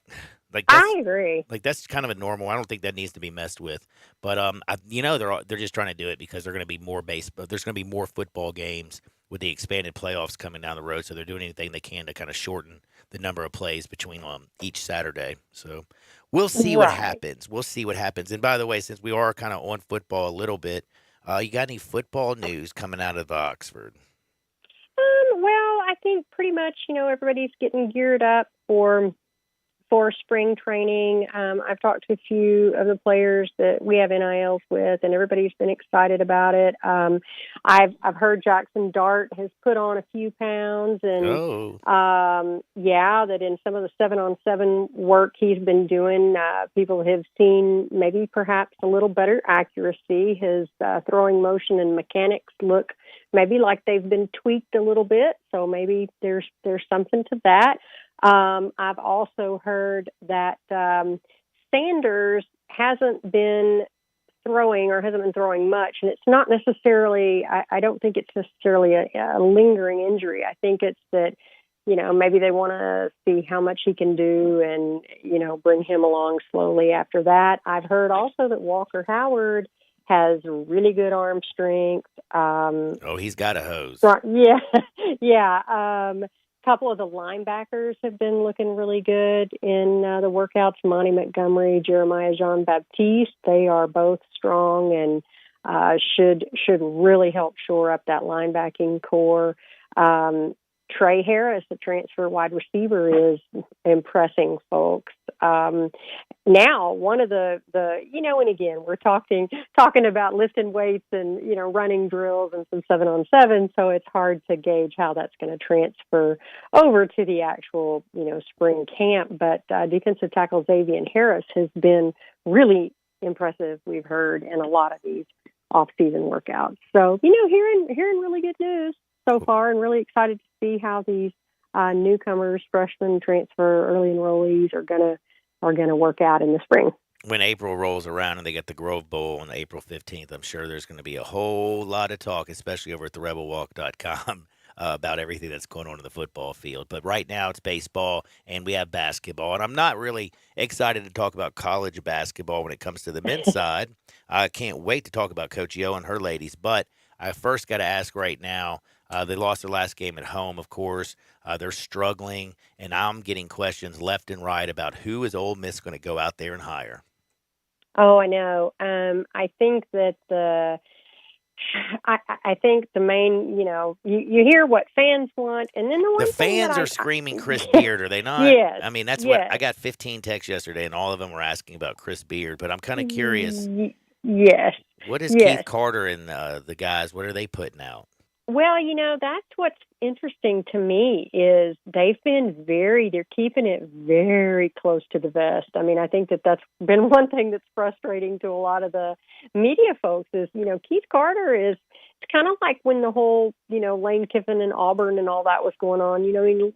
Keith played a lot of things close to the vest, so a lot of folks don't really, maybe even ones who say, oh, I think I know. But I will tell you, we do know, Will Wade was also mentioned, but one of our sources told us that he has not been contacted by Ole Miss. So I don't really think that he's a legitimate contender.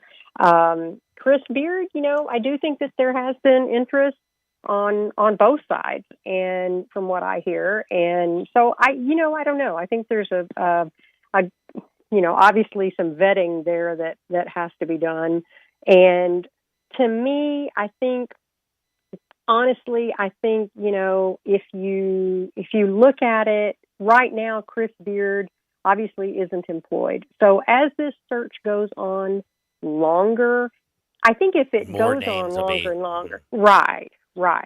I think, the timeline, they wouldn't wait to hire a guy who's not employed right now. So kind of the longer this draws on, the more we kind of see where perhaps the chips may fall. And so, one name, as I'm sure you've heard and talked about, is Dusty May. And a lot of folks, have talked about he's the Florida Atlantic coach, and he has ties. He was an assistant under Mike White, and Mike White and Keith Carter, as everyone knows, are former teammates and good friends. So there are a lot of folks that think he would be a good candidate. We've got on our hot board on our site, we've got a few different names. I think people also are hearing Chris Beard. Besides Chris Beard, I think they're hearing there's a couple of we call them the guys named Chris, and Chris Holtman at Ohio State. Yeah. So I don't know. I mean, it's really right now. I think it's just a guessing game because I think Keith really does a good job of keeping this close to the vest.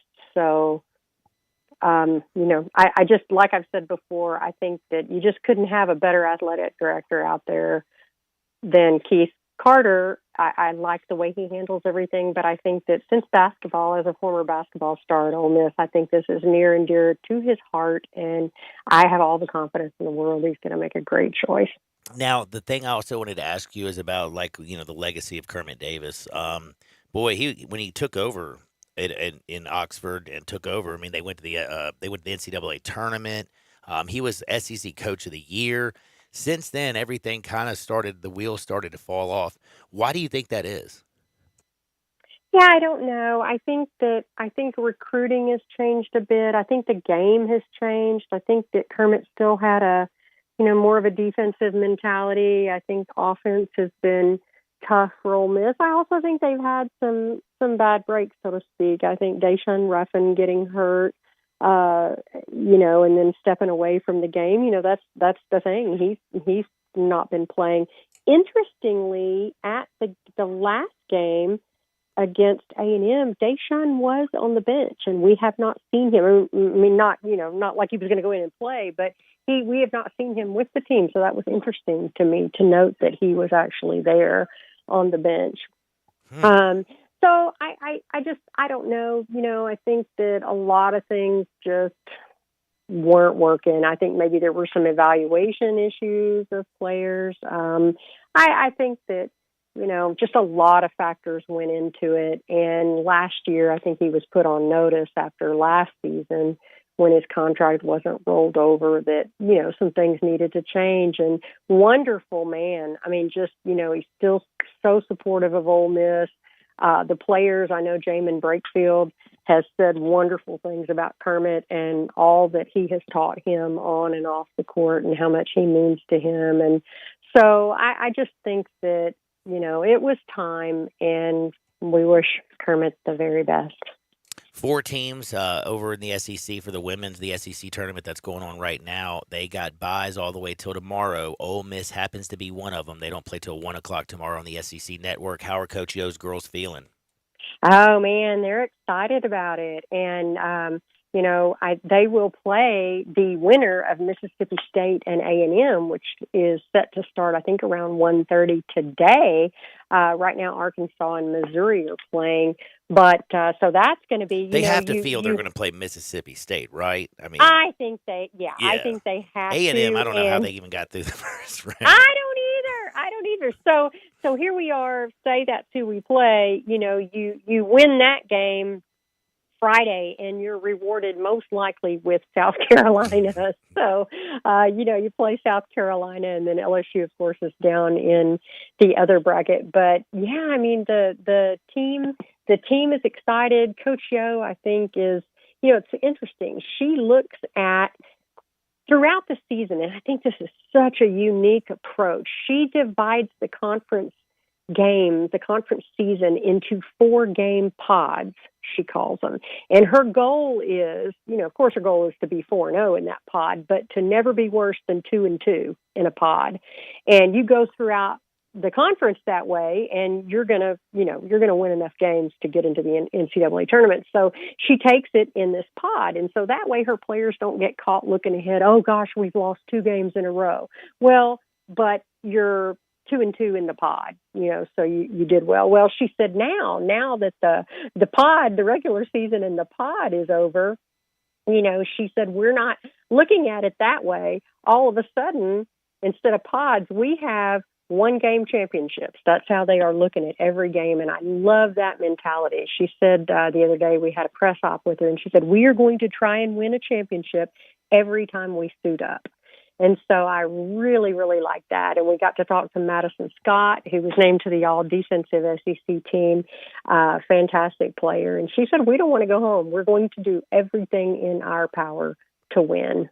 So, Coach Yo is just really, she's just so enthusiastic. I saw she tweeted a little while ago, being there at the tournament and how, initially when she first got there, when she first came to Ole Miss, it's a matter of, you're just so in awe. You're there, she said, with all the coaches that she's just admired so much. And so I think, and she said, and now, I mean, it's just a blessing to be here. And so she's still talking about that defense, though. She said it's that's where you build your character. Defense is hard. I want my players to have character, be resilient, not be afraid of being tough. And so she said, we defend. That's what they're all about. Well, so tomorrow should be a lot of fun for Ole Miss fans because, again, 1 o'clock on the SEC network, more than likely they're going to be playing in the quarterfinals Mississippi State. I know that'll be exciting. The bad thing, like you said, if they have to play South Carolina, and it is in Greenville, South Carolina, like, damn. There you go. But you know what? They're going to be tough no matter where you play them, and I think they're going to have a huge crowd, even if they played in Timbuktu. I think there'd still be a ton of South Carolina folks there. So, but I think they got a lot of confidence. She said from the prior game against South Carolina and even, against LSU. And how about that game against Alabama that they won on Sunday to clinch that fourth spot? They won it on a Snuda Collins block on the final shot of the game for Alabama. Snuda Collins blocked her, and Coach Yo said that she just wanted to cry, that's just for their motto to be "we defend," and to win the game, on a defensive play just really meant a lot to her. Yeah, I know that had to mean a lot to Coach Yo. But I got to also ask you one other thing. Again, A.J. Brown, former Ole Miss Rebel, you can tell he's still a little bit hot about not winning the big game against Kansas City Chiefs. Have you seen where he's been threatened to beat up Juju Smith-Schuster?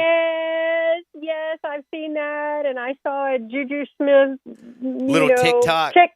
Yes, I saw that. So, AJ is very, very passionate and wants to win, and yeah. So no, I have been watching that. So that's been pretty funny. I thought it's been pretty funny, but I'll tell you, you better watch out in NFL. If you get AJ Brown even more determined to go out there and do something, it could be very, very scary next season for all the corners in the NFL.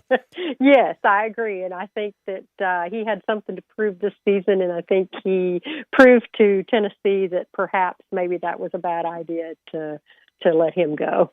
Evie, I hope you have a fabulous day, and thank you again for joining us. Do me a favor and tell everybody what you to be looking for coming down the pipeline over at the Rebel Walk.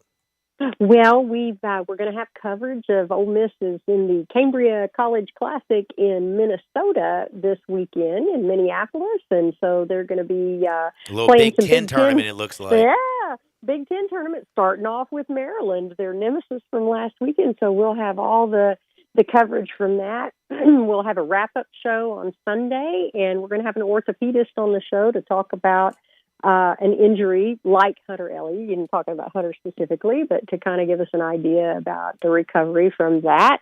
And we have an NIL with our captain, Garrett Wood, and we're going to have him on a show. So we'll hear what Garrett has to say. And so people can follow us at the Rebel Walk and go to therebelwalk.com. And we'd be happy to have them follow us and tell us what they're thinking. And don't forget, tune in every single Thursday right here, as I always have Ole Miss Evie here breaking it down. Evie, be blessed, and we'll do it again next Thursday. Thank you. Y'all have a great weekend. That is Evie Van Pelt. Follow her again at Ole Miss Evie. What a beautiful Thursday it is. We got sports wall to wall. Jay Morgan's over there watching women's basketball. Have we had another fight yet? I'm not watching women's basketball. You told me all week long the only thing you're going to be watching is women's basketball. You were looking so intently at your screen. I figured it had to be women's basketball. Getting some work done over here. Like real work or? Well, real work to me, but it doesn't benefit anyone at this station. Are you doing something with Bob's Burgers again? No, not today. Not today? Not today. Well, I want to help you, Jay. I'm going to help you out right here. If you want to sell your mom and dad's house out from underneath them, do me a favor. Call 901-406-1101. It's any house, any area, as is, as simple as that. Call my buddy Bill at I Buy Houses. Bing, bang, boom. I just sold your house. That's 901-406-1101. 901-406-1101. Bill at I Buy Houses. We got Hardwood on the other side. We got bets to close things out. Sports 56, 98.5 FM. Start your day with Sports 56 Mornings with Greg Gaston and Eli Savoy. Weekday mornings from 7 to 10, right here on Sports 56 and 98.5 FM. Bartlett Small Engine has been serving quality power equipment since 1970. They have a full line of power equipment, parts, and services for most makes and models. Bartlett Small Engines has the best brands in the power tool industry: Honda mowers, trimmers, and generators, Steel blowers, trimmers, and chainsaws, Echo trimmers, blowers, and chainsaws, plus quality products from Red Mat and Shindawa. And they're all American made. Bartlett Small Engine is your can-do store. 6780 Summer Avenue. Call 901-386-9779. This show's sponsored by BetterHelp. Getting to know yourself can be a lifelong process. Therapy's all about deepening that self-awareness, because sometimes you don't know what you really want until you talk things through. BetterHelp connects you with a licensed therapist online who can take you on that journey of self-discovery from wherever you are. Visit BetterHelp.com/herd today and get 10% off your first month.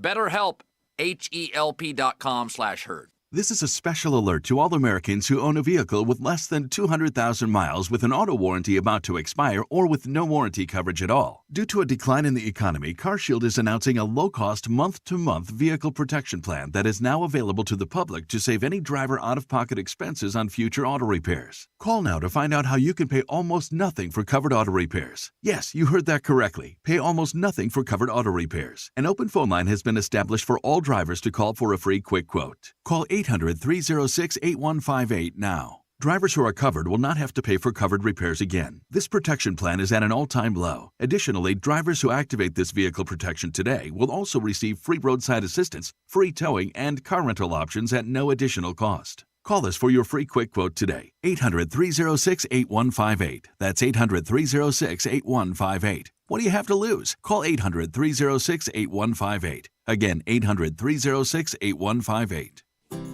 Is your wife asking you to stop eating junk food? Well, we have you covered at Humdingers. It's quick and it's healthy, and most important, it tastes amazing. With many choices from salmon salad to rainbow trout and grilled asparagus. Come visit us for lunch at Humdingers, 6300 Poplar Avenue. So good, Coach Penny eats with us weekly. Don't forget, Humdingers offers full-service catering for weddings, social events, or your corporate lunches. You can call 901-260-8292 to find out more. Today, I consider myself the luckiest man on the face of the earth. Now, back to Sports 56 Happy Hour on Sports 56 and 98.5 FM. This hour is brought to you by Tito's Vodka. Here once again, Johnny Radio.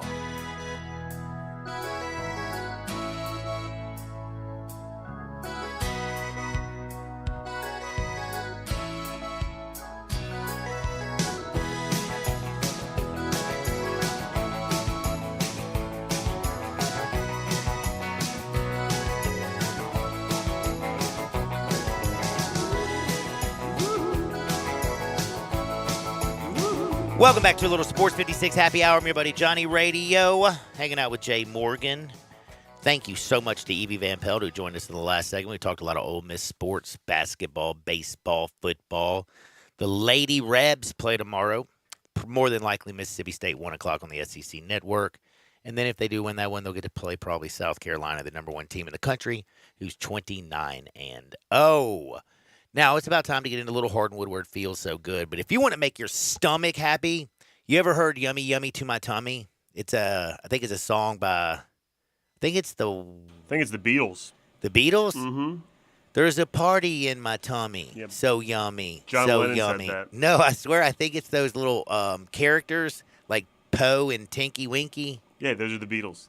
Oh, those are the Beatles now? Anyway. It's John, Paul, Ringo, Tinky Winky, Dipsy, Lala, and Poe. Well, I love the song. There's a party in And my George. tummy. So yummy, so yummy. I heard they shot that right after they went to Central Barbecue. Because, man, Central Barbecue's got the best barbecue in the world. How do I know that? Because the best barbecue in the world is right here from Memphis, Tennessee. And the best barbecue in Memphis, well, that would be Central Barbecue. You're lucky because they have 4 great locations. Downtown, Central, Summer, out east on Poplar.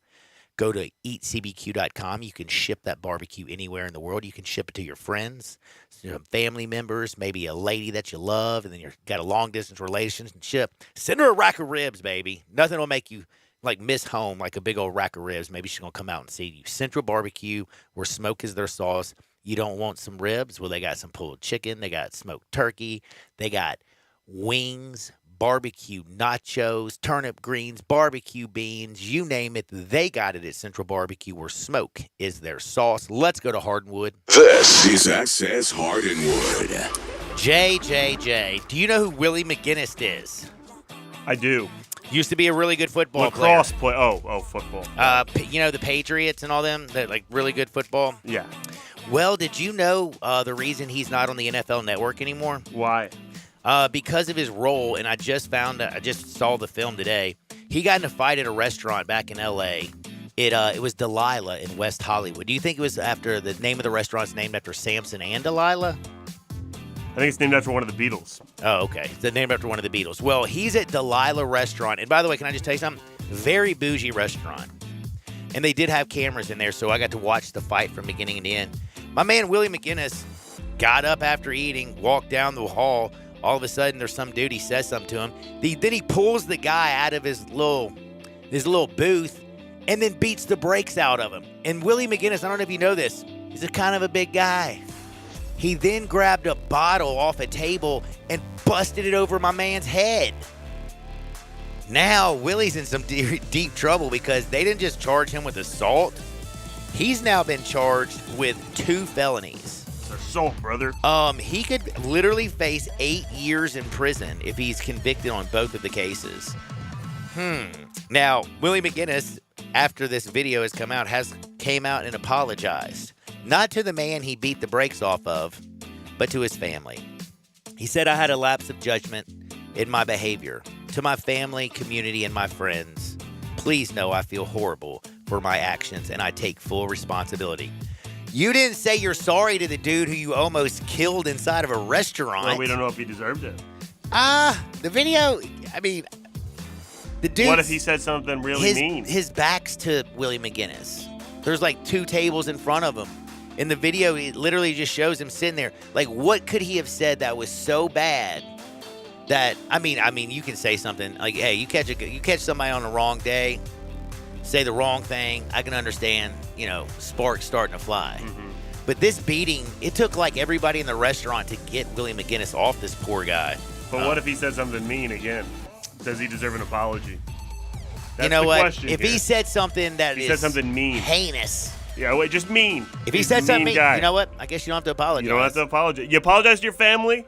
You apologize for the behavior, but I don't know if that guy deserves an apology. Should he apologize to the NFL Network? He was being mean. Oh, yeah.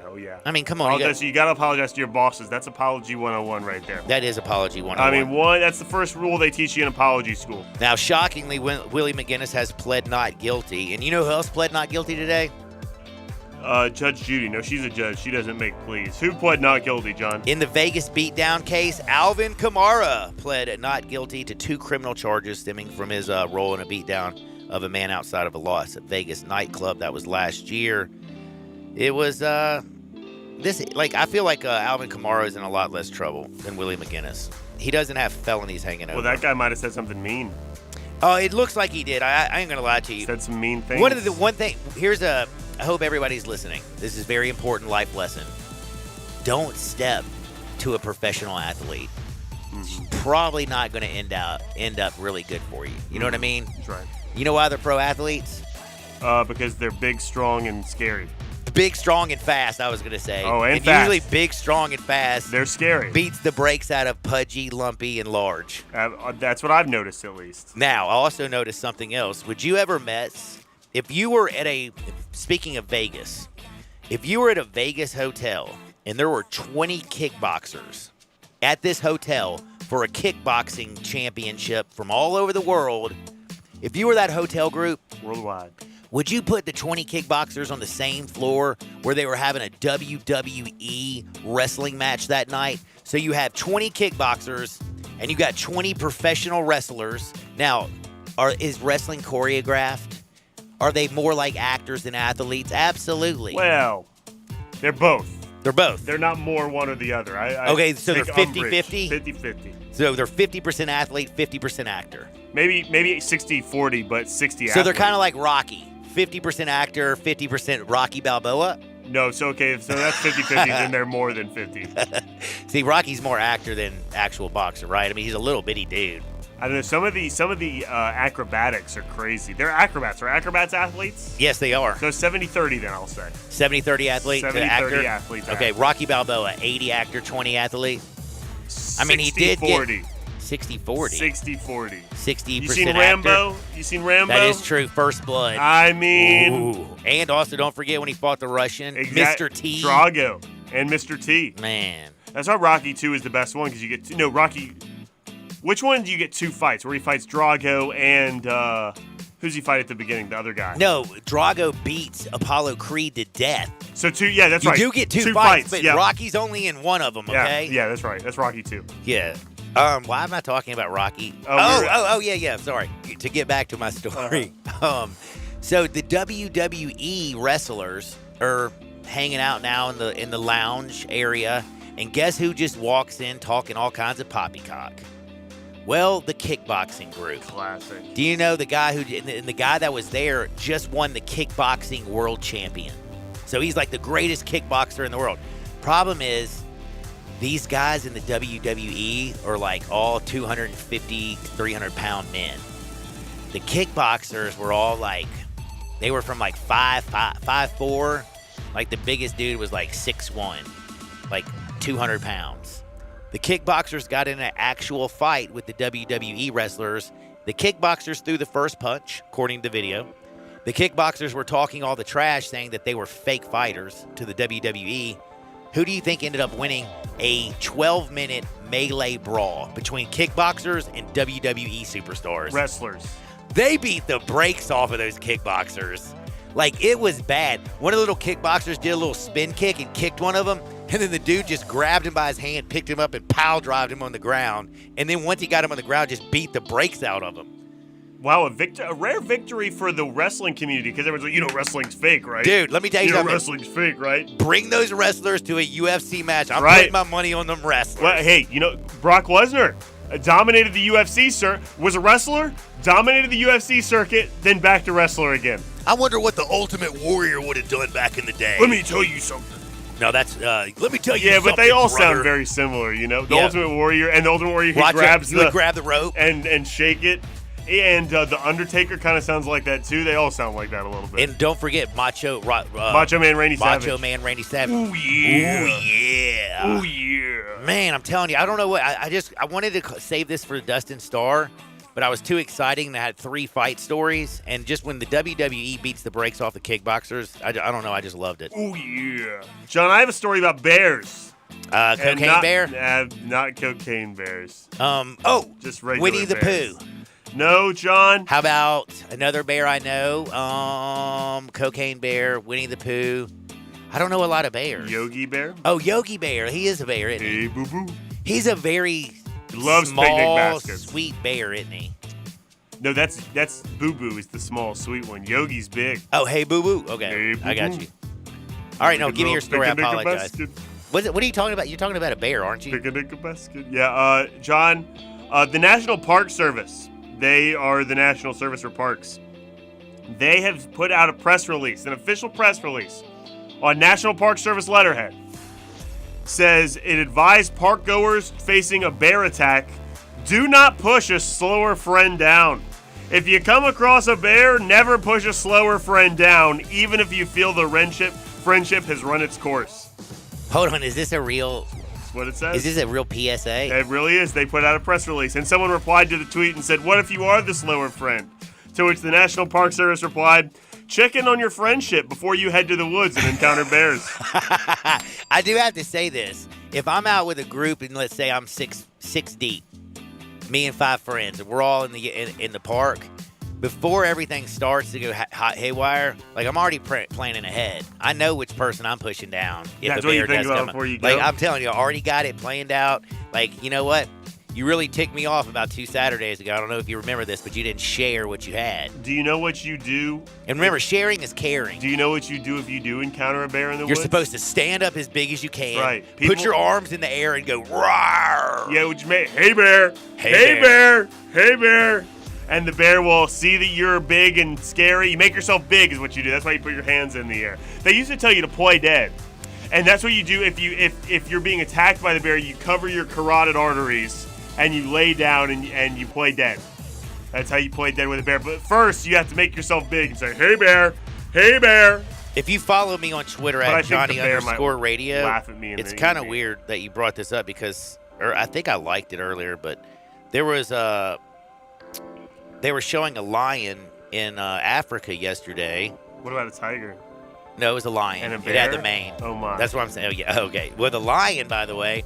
So there's like some old dude who walks up in the lion's cage. You know what I'm saying? Yes.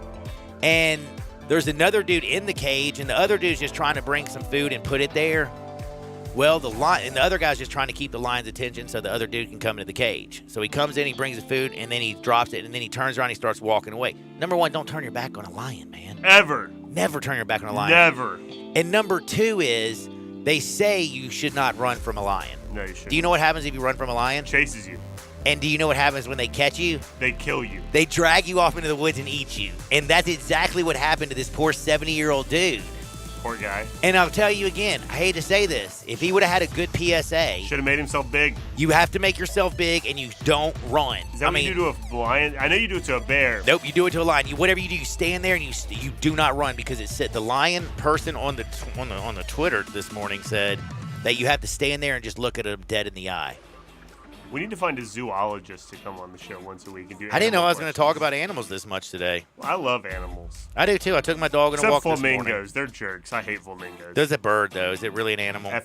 Yes. I mean, I guess it's a bird. Yeah. Yeah, bird is an animal, huh? That's right. We're animals. Did you know that? Yeah. Don't you think of yourself as a little bit better than an animal though? Am I bougie because I think I'm better than my dog? Yes. I think I'm not as sweet as my dog. Sweet like sugar. No, flamingos are jerks, though. You know how flamingos cool themselves off in the summer, John? They pee on their legs. They pee on themselves. I know, it's disgusting. Gross. You ever walk by a flamingo? They smell awful. They smell awful. They're jerks, flamingos. They're jerks. I'm telling you right now. You walk by a flamingo at the zoo, make sure he knows or she knows it's a jerk. All right, if you were going to be doing shots of alcohol, would you rather have them with Nick Sirianni or Mike Bray? Nick Sirianni, big drunk. Nick Sirianni. Reckless speculation. Well, no, I like Nick Sirianni. He's a drunk. Nick Sirianni, he was at a bar the other day, and now people are saying he's the coolest coach ever the Eagles have ever had, because he's down at a local bar, and guess what he did with all the Philly fans? He took shots. Took with him the to church. He bought the entire bar shots, and they took shots to the Eagles to next season. I like that. Now, Mike Bray. He went out after they won yesterday. You know, they beat Pittsburgh. Yeah, but he's not the coach. Why did they celebrate him yesterday? That's so weird. They fired him earlier in the season. He's finishing out the season, though. No, he hadn't been coaching since Mike Bray? Yeah. Yes, he has. He's on the sideline. I got to double check. Pull it up, buddy, because I'm actually the one who watches college. I'm like 60% sure. I'm the one. I'm going to tell you something. I'm 100% sure because I watched the college basketball game, and I watched his interview at the halftime of the basketball game, where they also played all the pictures about how nice of a great person Mike Bray is. That doesn't mean anything. So Mike Bray, after they win the last game that he's ever going to coach at home, they took him out. He goes out, and you know what? Fans were buying him shots of alcohol. So would you rather buy Mike Bray liquor, or would you rather have Nick Sirianni buy you liquor? The second one. It says he has been coaching, but I don't believe it. Dude, I watched the game. No, your eyes are deceived. There's no way. I also watched him I watched the worst game ever, North Carolina and Notre Dame, when neither team could score, and North Carolina came back and beat Notre Dame. And that was just on Sunday, I believe. Can't be, Johnny. Can't be. You know what? He hasn't been present, though. That's what I mean. Oh, you know, okay. his body might have been there, but he hasn't been present. His assistants doing it. He hasn't been doing it. He hasn't been getting it done. Do you have any idea what they were shooting? It should have been Tito's. It should have been it was liquor. It should have been Tito's, because if life ever hands you lemons or you want a shooter, you should do Tito's handmade vodka, because it's simply the best. Tito's, I'm telling you right now, when life is great, you celebrate with Tito's. When life is rough, you celebrate with Tito's. When you need a cocktail, it should always be Tito's. It's crafted and distilled right here in the United States, by the way. And the reason I brought up the liquor, because it could have been bourbon. Do you remember Eric LeGrand? Ain't Life Grand? Do you remember the former football player? No, not a Widespread Panic song. I knew you'd like that. 30. Yeah, I did like that. Eric LeGrand, remember he got paralyzed in 2010 when he was playing for Rutgers. Ever since then, he's been a little bit of a legend. He's gone out there. He's helped a whole lot of people. And guess what else he's now going to do? What? He's got a new brand. It's called LeGrand Bourbon. Guess who went into business with him? Mike Tyson. The people at Proper 12. Oh, Conor McGregor. Conor McGregor. So Conor McGregor and his team have hooked up, and they say that they're starting a kick-ass business with Eric LeGrand, and they say this is going to be the best bourbon around. How exactly does a business kick ass? That's what Conor McGregor said. Oh, because he kicks ass. I was reading it. Yeah, ass-kicking business. He said, I'm turning this motivational speaker into a kick-ass businessman with his new Kentucky bourbon, LeGrand whiskey. Are we in the ass-kicking business? I hadn't been in that business in a long time, buddy. Kind of got old. I'm a little fragile. When was the last time days. you kicked ass, John? September 08 for me. Actually, I don't remember. You're drinking them a lot more in those days. I was going to say, you know what? I was. Thank God for Tito's. Don't touch that dial. We got bets on the other side. Sports 56, 98.5 FM. Of our guys getting smashed down there. Smashed! Be sure to follow us at Sports 56 WHBQ on Twitter, Facebook, Instagram, and YouTube to watch live video of our shows. Stay up to date with station events and have chances to win prizes. Don't miss out on anything that's going on. Follow us at Sports 56 WHBQ.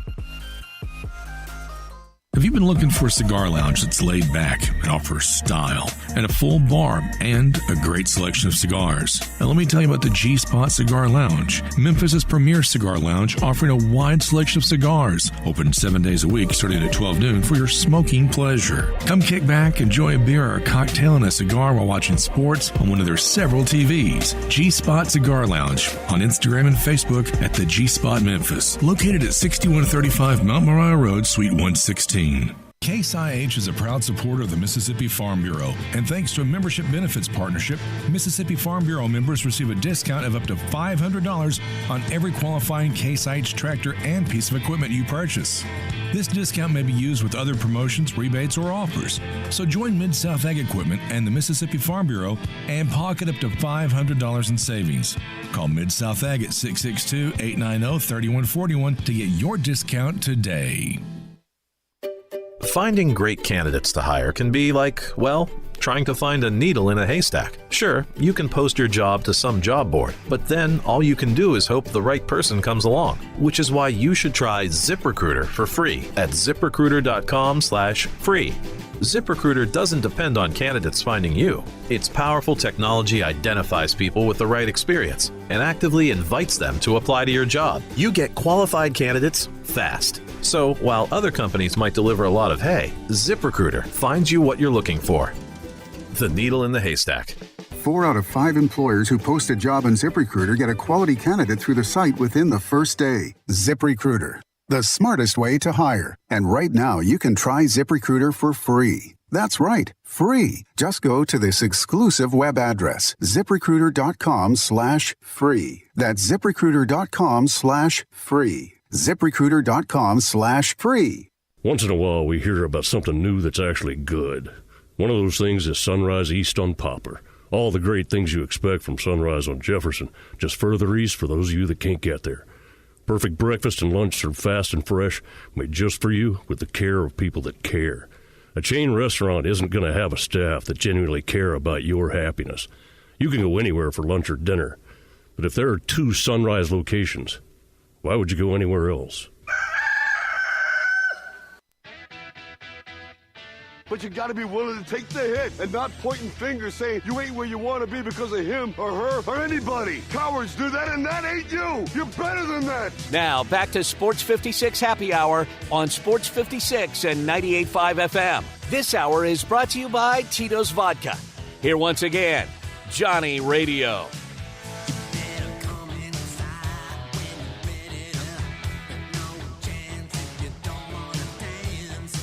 Of our guys getting smashed down there.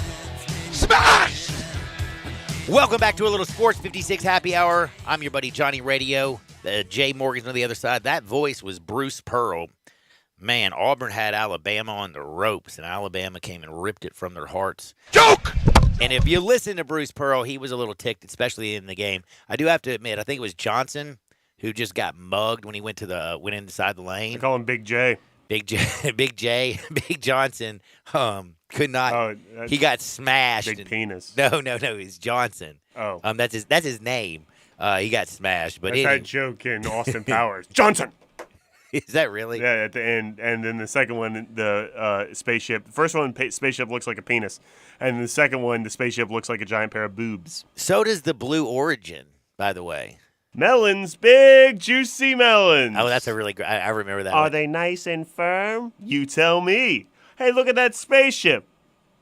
And then they continue. We got some NBA action tonight. Grizzlies took care of business last night.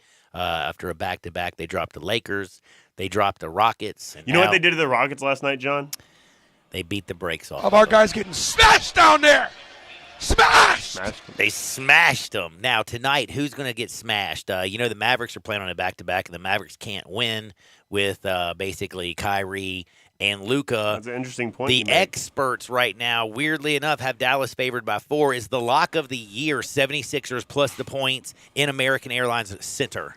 No. No. I think the Mavericks are back, man. They got Maxi Kleber back. Didn't help him yesterday. He only played 20 minutes off the bench. It was his first game back. Oh, because he still played 20 minutes. It's a back-to-back. Is he going to play tonight? No, that was 2 days ago they played. Oh, was right? it 2 days ago? Mm-hmm. Are you sure? I'm positive. Because Okay. that would mean they've played 3 games in a row, and they don't do that. No, they don't do that. I think the Mavericks are going to make their run. I think I just like making fun of the Mavericks right now. Well, because the Clippers are your team, but you've backed off the Clippers. The Lakers were your team to make fun of, but LeBron's not playing, and he's the one you like to make fun of. And the Lakers won actually yesterday without AD and without LeBron. And Oklahoma City. Yeah. What happened to your Oklahoma City Thunder team? SGA isn't playing, man. He's hurt. Josh Giddey played well, though. He had like 20 and 10 and 9 rebounds. Well, Clippers play the Warriors tonight. And Jalen Williams, you can guess which one played well because they have 2, you see. They also have a Kenrich Williams. They have a Jalen and a Jalen, and they're both last named Williams. One went to Santa Clara and one went to Arkansas. This has been your Oklahoma City Thunder update. Now, we got the Clippers and the Warriors tonight also. Clippers a road favorite, a 4-point favorite. We got 2 4s. Do you like either one of the 4 lines? Because if you like one, I'm going the other way on the other. I don't like either, John. That's not the game that I have circled on my Are you surprised circle the sheet Clippers today. are favored by 4 points on the road against the Warriors? Warriors have been winning basketball without Steph. Jordan Poole's been doing the pool party thing, and the Warriors are at home where they're 25-7, while the Clippers on the road are only 18-16. Yeah. That would indicate to me that somebody else might be out in this basketball game. All right. But Now, I don't know. well, The you Clippers do have been winning too, though. Where's my bet, son? I need my money. I think I'm going to go under in the Raptors and Wizards, under 224.5 points, John. Under 224.5 points. That's right. That's what I'm going to do today. I think we bet the under in the last Raptors game, and we hit. And so I want to go back to the well here. I'm going to go Raptors-Wizards under tonight. And the Raptors have been playing better D. I do like the Wizards D. I think these teams match up well. And these games have been low scoring since the All-Star break. Let's go under 224.5. I like it. I also like I think I like the Tigers tonight. Wow, go Tigers go. I'm going to be honest with you. I usually don't bet on the Tigers.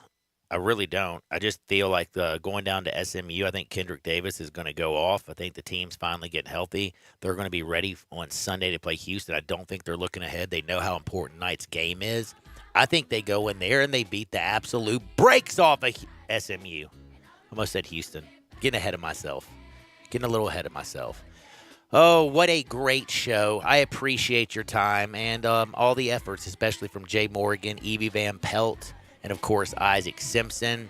One other game tonight that I will be playing, I'm going to take Wisconsin, Whiskey, at home plus 4.5 points against the Boilermakers.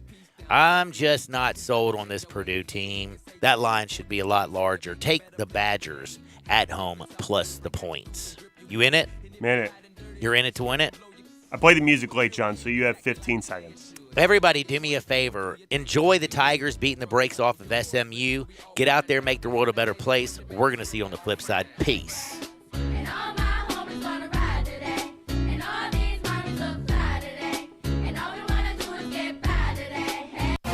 Tiger fans, don't miss your chance to see Memphis take on the top-ranked Houston Cougars in a huge showdown at home Sunday, March 5th at